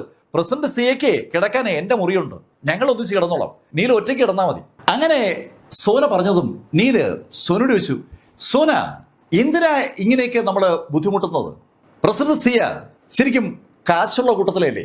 അവർക്ക് ഹോട്ടലിൽ മുറിയെടുക്കാം, പുതിയ വില്ല വാങ്ങിക്കാം, ഒരുപാട് സംവിധാനങ്ങളുണ്ട്. അവർ മാഗ്നിഫിഷൻ ഗ്രൂപ്പിന്റെ സിഇഒ അല്ലേ? അങ്ങനെ നീല് പറഞ്ഞതും സിയ നീലിനോട് പറഞ്ഞു, നീൽ, നീ പറഞ്ഞത് ശരിയാണ്. പക്ഷെ ആ ശരി ഇന്നലെ വരെ മാത്രമായിരുന്നു. ഇന്ന് ഞാൻ മാഗ്നിഫിഷൻ ഗ്രൂപ്പിന്റെ സിഇഒ അല്ല. ആ ഗ്രൂപ്പ് എൻ്റെ റൂട്ട് കുടുംബം ഏറ്റെടുത്ത് കഴിഞ്ഞു. പിന്നെ എൻ്റെ അപ്പാർട്ട്മെന്റ് അത് എൻ്റെ അമ്മ പിടിച്ചെടുത്തു. എന്നെ ഇവിടെ നിന്ന് വീട്ടിലേക്ക് മടക്കി കൊണ്ടുവരാൻ വേണ്ടി അമ്മ എൻ്റെ ബാങ്ക് അക്കൗണ്ടും ഫ്രീസ് ചെയ്തു. അതുകൊണ്ട് ഹോട്ടലിൽ തങ്ങാൻ എൻ്റെ കയ്യിൽ പണമില്ല. നീൽ, സത്യം പറഞ്ഞാൽ ഞാൻ ഈ അണിഞ്ഞിരിക്കുന്ന ഡ്രസ്സ് അല്ലാതെ എൻ്റെ കയ്യിൽ ഒന്നുമില്ല. മാഗ്നിഫിഷൻ ഗ്രൂപ്പിന്റെ പ്രസിഡന്റ് സിയ ആ റിവർ സിറ്റിയിൽ എല്ലാവരും ബഹുമാനത്തോടെ കണ്ടിരുന്ന കഥാപാത്രമാണ്. ആ ലേഡിയാണ് ഇപ്പോൾ അവളുടെ നിസ്സഹായ അവസ്ഥ നീലിനോട് ആ ശൈലി പറഞ്ഞത്. സിയ പറഞ്ഞ ആ വാചകങ്ങൾ ശരിക്കും സോനയും നീലിനെയും ഒരുപോലെ ഒന്ന് ഉലച്ചു എന്ന് വ്യക്തമാണ്. സോന നീലിനോട് പറഞ്ഞു, നീൽ, ഞാൻ എന്തായാലും കുറച്ചു നേരം കൂടി ഇവിടെ നിൽക്കാം, നീ സിയുമായിട്ട് നമ്മുടെ വീട്ടിലേക്ക് മടങ്ങും. അങ്ങനെ സോന പറഞ്ഞതും സിയും നീലും കൂടി ആ ഹോസ്പിറ്റലിൽ നിന്ന് പുറത്തിറങ്ങി. അവർ രണ്ടും കൂടി ഫുട്പാത്തിൽ കൂടെ അങ്ങനെ നടക്കുമ്പോൾ സിയ നീലിനോട് പറഞ്ഞു, നീൽ താങ്ക് യു, രാവിലെ അമ്മയുടെ കയ്യിൽ നിന്ന് നീൽ എന്നെ അക്ഷരാർത്ഥത്തിൽ രക്ഷിക്കായിരുന്നു. സിയ അങ്ങനെ പറഞ്ഞതും നീൽ സിയോട് പറഞ്ഞു, സിയ നമുക്കൊരു സ്ഥലം വരെ പോകാം. നീൽ എവിടെയാ? നമുക്ക് നിനക്ക് കുറച്ച് ഡ്രസ്സ് വാങ്ങണം. നീല് പറഞ്ഞ കാര്യം ശരിക്കും സിയയ്ക്ക് വേണ്ട കാര്യമാണ്. അവൾ ഇട്ടിരിക്കുന്ന ഡ്രസ്സല്ലാതെ വേറെ ഒന്നും തന്നെ അവളിൽ ഇല്ല എന്ന് അവൾ തന്നെ നേരത്തെ പറഞ്ഞതാണ്. അതിനൊരു പരിഹാരം അതാണ് ആദ്യം വേണ്ടത്. അങ്ങനെ തീരുമാനിച്ച നീൽ സോനയും കൊണ്ട് ആദ്യം എത്തിയത് ആ അർമാനി ഗ്രൂപ്പിലേക്കാണ്. അവിടെ എത്തിയതും സിയ നീലോട് പറഞ്ഞു, നീലേ ഇത് വേണ്ട, നമുക്ക് ഡിപ്പാർട്ട്മെന്റ് സ്റ്റോറിലേക്ക് പോവാം. തുടർന്ന് അവരെത്തിയത് ഒരു മാളിലാണ്. ആ മാളിനകത്ത് ആ തുണിക്കടയുടെ അടുത്ത് സിയുമായി നീൽ എത്തിയതും നീല് അവന്റെ ബാങ്ക് കാർഡ് എടുത്ത് സിയുടെ കൈ കൊടുത്തു. സിയ എന്ത് സാധനം വേണോ വാങ്ങാം. അങ്ങനെ പറഞ്ഞിട്ട് ആ കാർഡ് കൊടുത്ത നീല് ആ കാർഡിലെ പിൻ നമ്പർ കൂടി അവളോട് പറഞ്ഞു. കഥയുടെ ഈ ഭാഗം ഇവിടെ അവസാനിക്കുന്നു. അടുത്ത ഭാഗവുമായി അടുത്ത ദിവസം വീണ്ടും കാണാം.